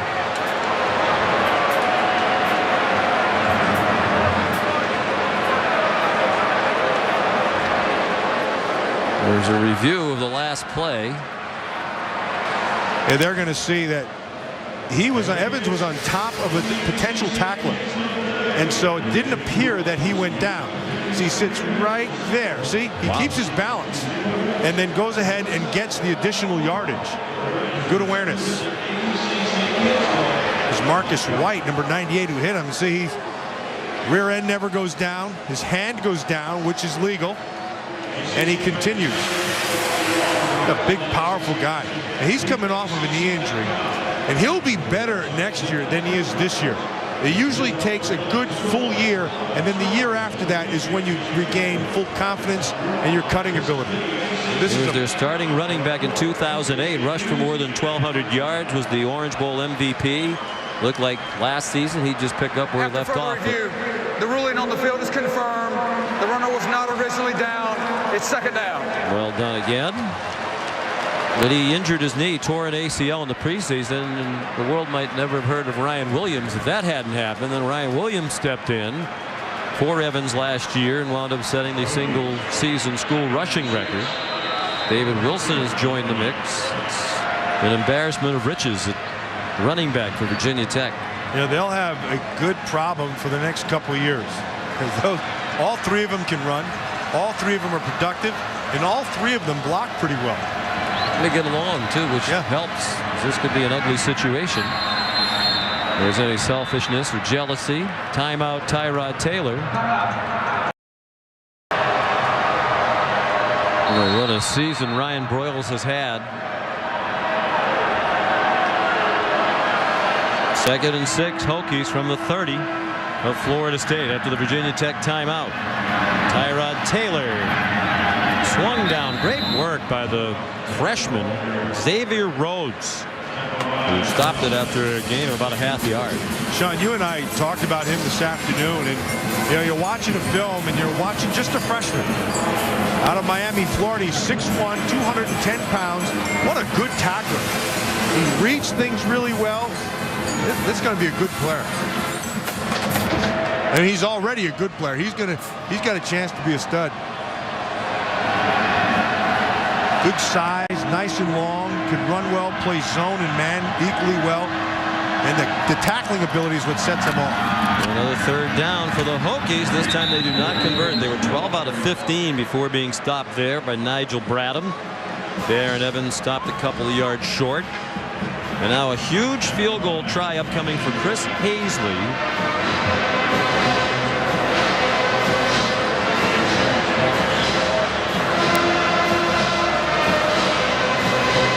He's made 19 in a row, which is the single season school record. He missed his first field goal attempt of his career in that opener against Boise State. Hasn't missed since. So this is a 43-yarder on a wet field. We've seen a lot of the kickers slipping. Good snap and hold, and a good kick. He got it. And that is huge. It turns it back into a 3-score game with 7 minutes to go. 20 straight, Sean. And the 21st, the one that he missed, potentially could have changed that Boise game and changed the season for this Virginia Tech team. They played 5 days later and got beat. And since that time, they've straightened themselves out and have played like this all season long. Hazley's a walk-on. He just went to Virginia Tech, as he says, as a regular student. And then he got bored, he said, during his first semester. They had a tryout. He had kicked 1 year of high school. He'd been a soccer player, kicked 1 year in high school in Westchester, Pennsylvania, and kicked 1 field goal. But he went to the tryout, got invited to join the team as a walk-on, sat for several years as a backup, was put on scholarship prior to this year when it was obvious he was going to be the kicker for the first time. It's the 4th season in a row that they've had a walk-on senior place kicker, and all 4 of them, Judd Dunleavy, Dustin Keys, Matt Waldron, now Hazley, have done a tremendous job. He's got a strong leg. He's a walk-on, huh? A walk-on. They're out there. Hey, if you think you have a chance, don't take the chance. I believe in that. I think that works well on a lot of campuses. There's a lot of kids there who have skills that just kind of are afraid to do it. He wasn't. Justin Meyer kicks off. Greg Reed. Seminoles could use a big return from Reed. Gets to the outside and gets ridden out of bounds near the 36-yard line by Wiley Brown. We were so impressed last year by the hospitality of the Chick-fil-A Bowl in Atlanta. Manuel dropped the ball and got it back, but lost a couple. This week's BCS standings brought to you by Vizio. And it's not likely to change at the top. Both Auburn and Oregon winners today. Congratulations to Auburn, the #1 ranked team in the BCS, have lost its conference championship game each of the last 3 years. So it looks like other BCS games for TCU, Stanford, Wisconsin. The Orange Bowl folks are here.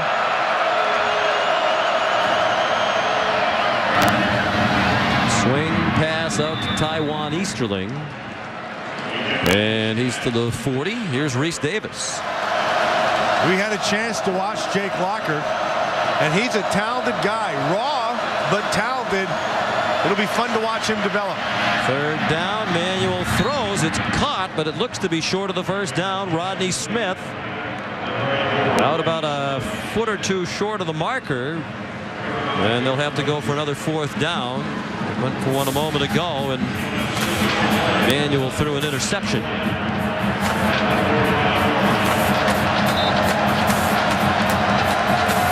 I think at his size, this might just be quarterback sneak territory behind a great center, Ryan McMahon, making a school record 52nd straight start.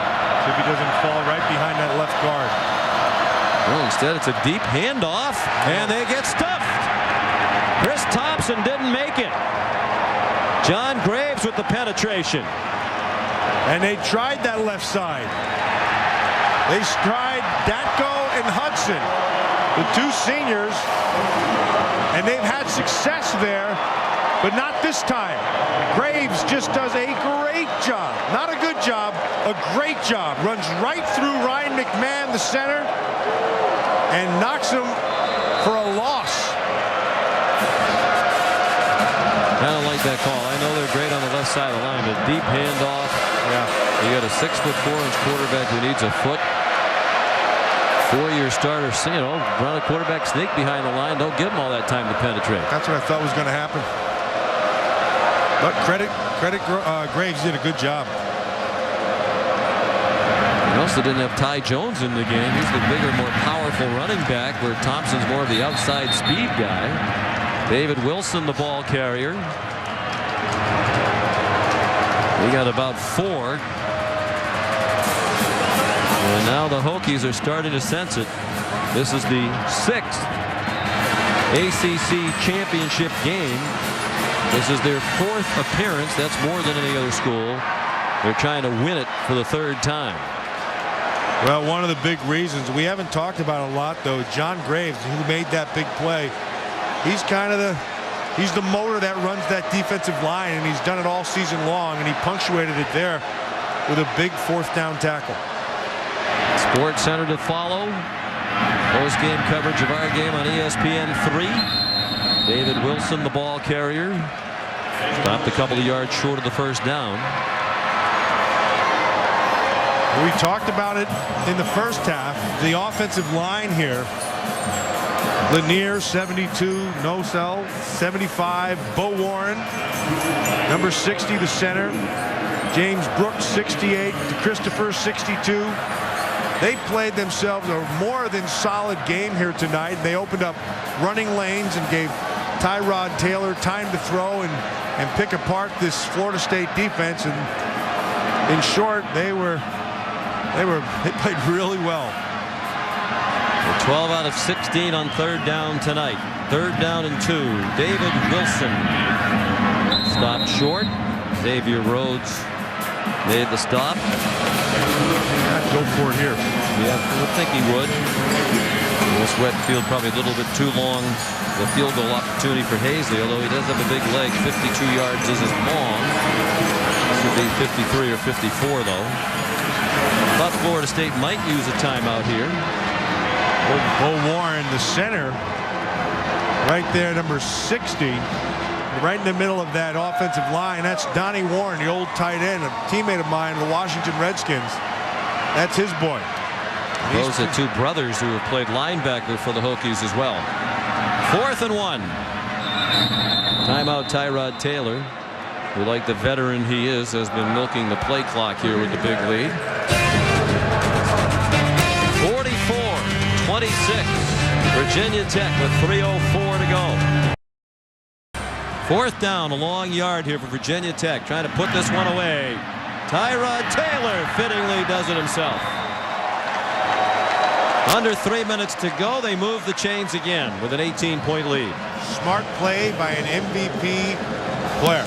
And there can be no other player on the field more deserving than the most valuable player of this game than that man right there, Tyrod Taylor.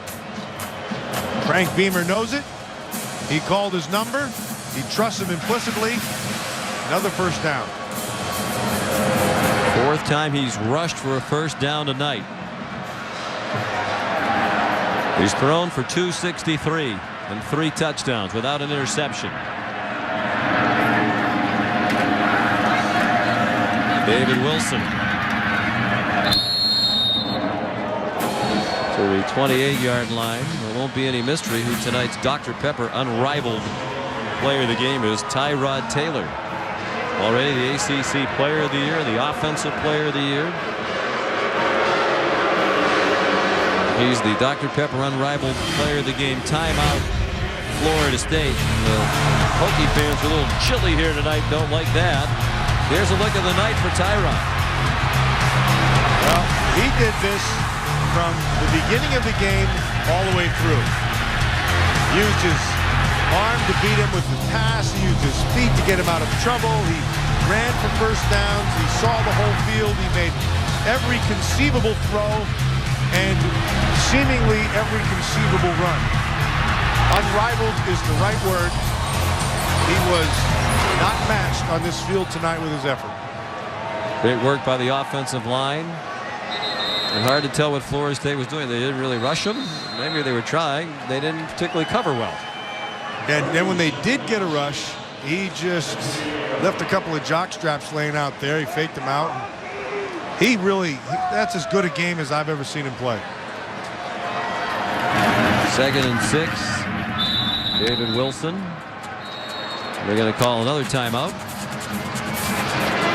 But Virginia Tech deserves the credit tonight. They have deserved the victory here, and they deserve a remarkable amount of credit for what has happened with their season. You know, they lost to Boise State, had to play 5 days later against James Madison and lost that game too, and the season could have been a total disaster.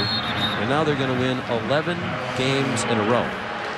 And again, we'll go back to that game. It was a big game, and they were young, and they were young in a lot of spots. And since that time, they've solidified their defense. They've played a lot of young players. They've gotten better.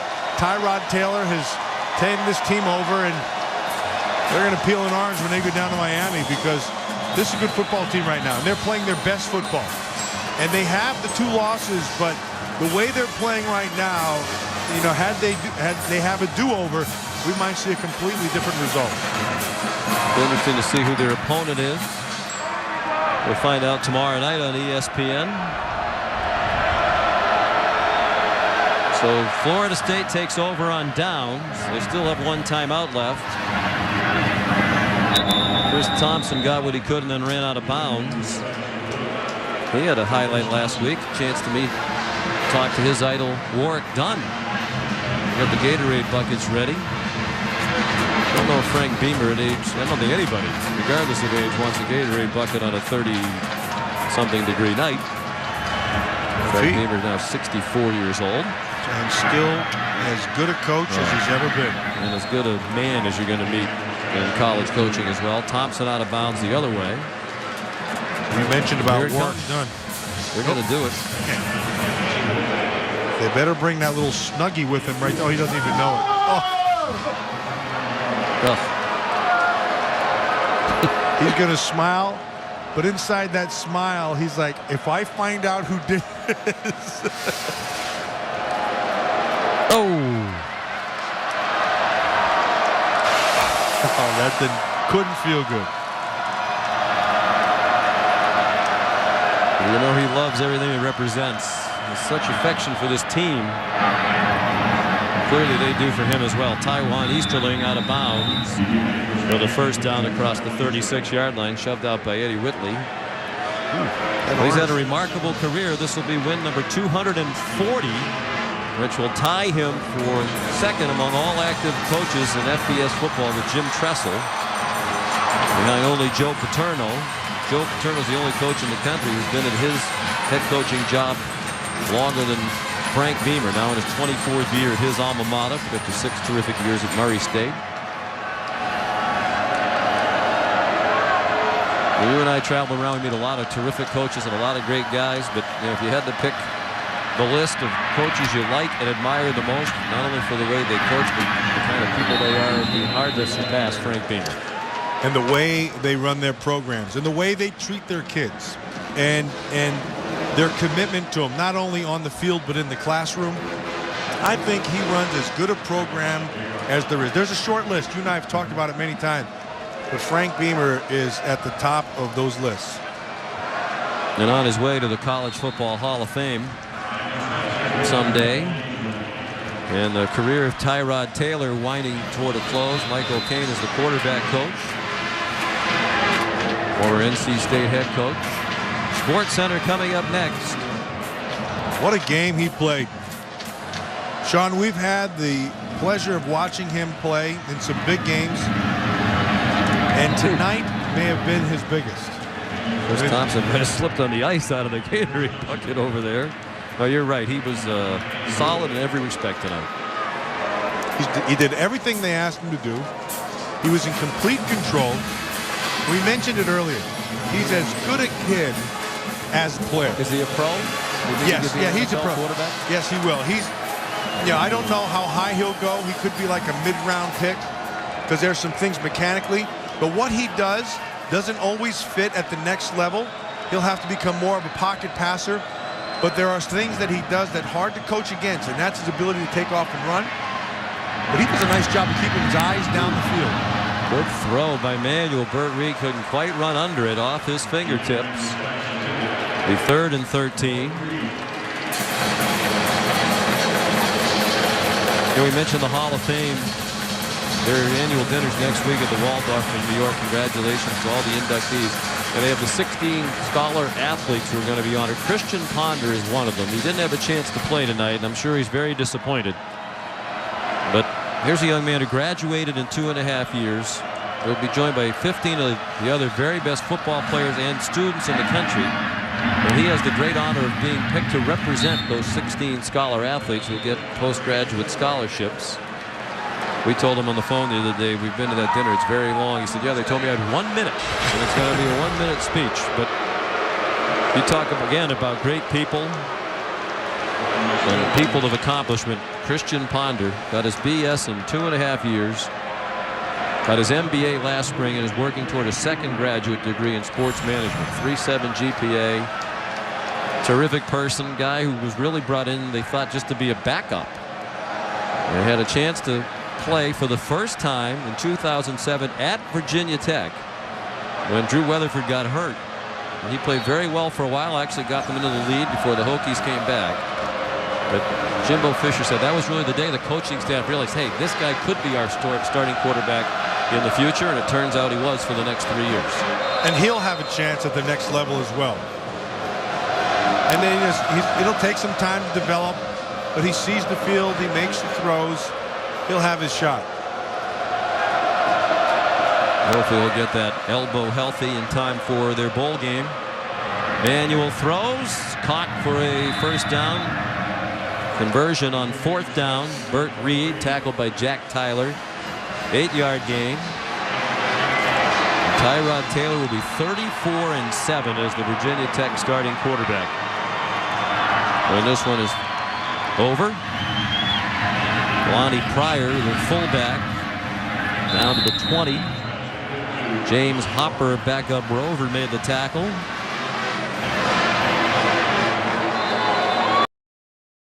And 2.5 hours away in Blacksburg. Manuel very close to the line of scrimmage. It's caught. There is a flag now. Chris Thompson credited with a touchdown at the goal line, but I believe they have an illegal forward pass across the line of scrimmage. Well, he kind of lost sense of where he was. Illegal forward pass beyond the line of scrimmage. Number 3 of the offense. That's a 5-yard penalty and a loss and down. Brings up 3rd down. The 20-yard line was the line of scrimmage. You can see it right there. And you know what, Sean? I think that's a legal pass. His foot is still here. Watch right there. His foot's still there, and the ball is coming out. I think that's good. I think that's a legal pass. Unless it's overturned, it'll be the first penalty of the night against Florida State, and they are going to review it. Play is under further review. You know, the rule is, as long as there's part of the thrower pass on the other side of the line of scrimmage, and when the ball comes out, it's fine. He can step over it. His foot is still behind the line of scrimmage when he makes the throw. Right there. So the ball's coming out right there, and that's really close. When we put our line in, now let's see right here. You can see it. Yeah, I think that's going to be a good throw.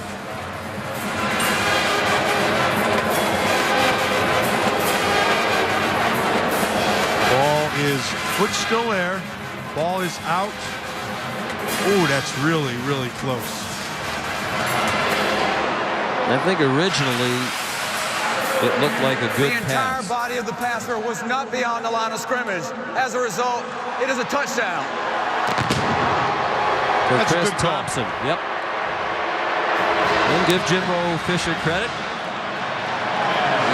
Saw this at Oklahoma when they were getting drugged. They still battle all the way to the end, and they did again tonight. And Manuel winds up with a 20-yard touchdown pass.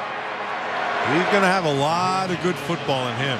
They're going to be excited and pleased with what he does.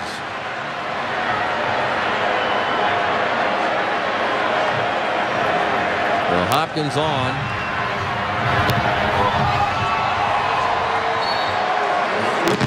And the extra point's good. It's an 11-point game. Congratulations to Tyrod Taylor. He's the first player to be the ACC championship game most valuable player more than once. He was the MVP when they won in 2008 against Boston College, and he's also the first player to be the ACC Player of the Year and the championship game MVP in the same year. Some more accolades at the end of a tremendous career. And he's also the first MVP to have to take off his championship T-shirt and get ready to go back in the game. To take a knee, you would think. Well, you expect an onside kick. There were 7 seconds to go. You're going to fight all the way to the end. You might as well keep playing the fight, right? Why not? Tomorrow night, ESPN gets you prepared for bowl season at 8:15 Eastern. The final BCS countdown. Witness the official unveiling of each BCS bowl matchup. You know the Hokies be watching to see who they'll be playing in the Discover Orange Bowl, and then at 9 Eastern time. Find out where your team is going this postseason. The bowl selection special. The breakdown of each matchup from our experts. Countdown presented by Tostitos and the bowl selection special tomorrow night on ESPN. 9 bowl eligible teams out of the ACC. Congratulations to Boston College. Yes. First team in the history of the league to lose 5 straight games and then win 5 straight. They won their last 5 games. Become bowl eligible at 7-5. Another great coaching job done in the league this year by Frank Spaziani and his staff. Andre Smith grabs the onside kick. Well, the oranges are going to be sweet. I can tell you from experience because that orange I just ate was delicious. And I That's a didn't great save you bowl any. game. They do a Yes, it great is. job down there, the Orange Bowl folks, including the Honorable Mayor of the great city of Fort Lauderdale, Jack Seidler, longtime member of the Orange Bowl Committee. Always look forward to seeing Jack.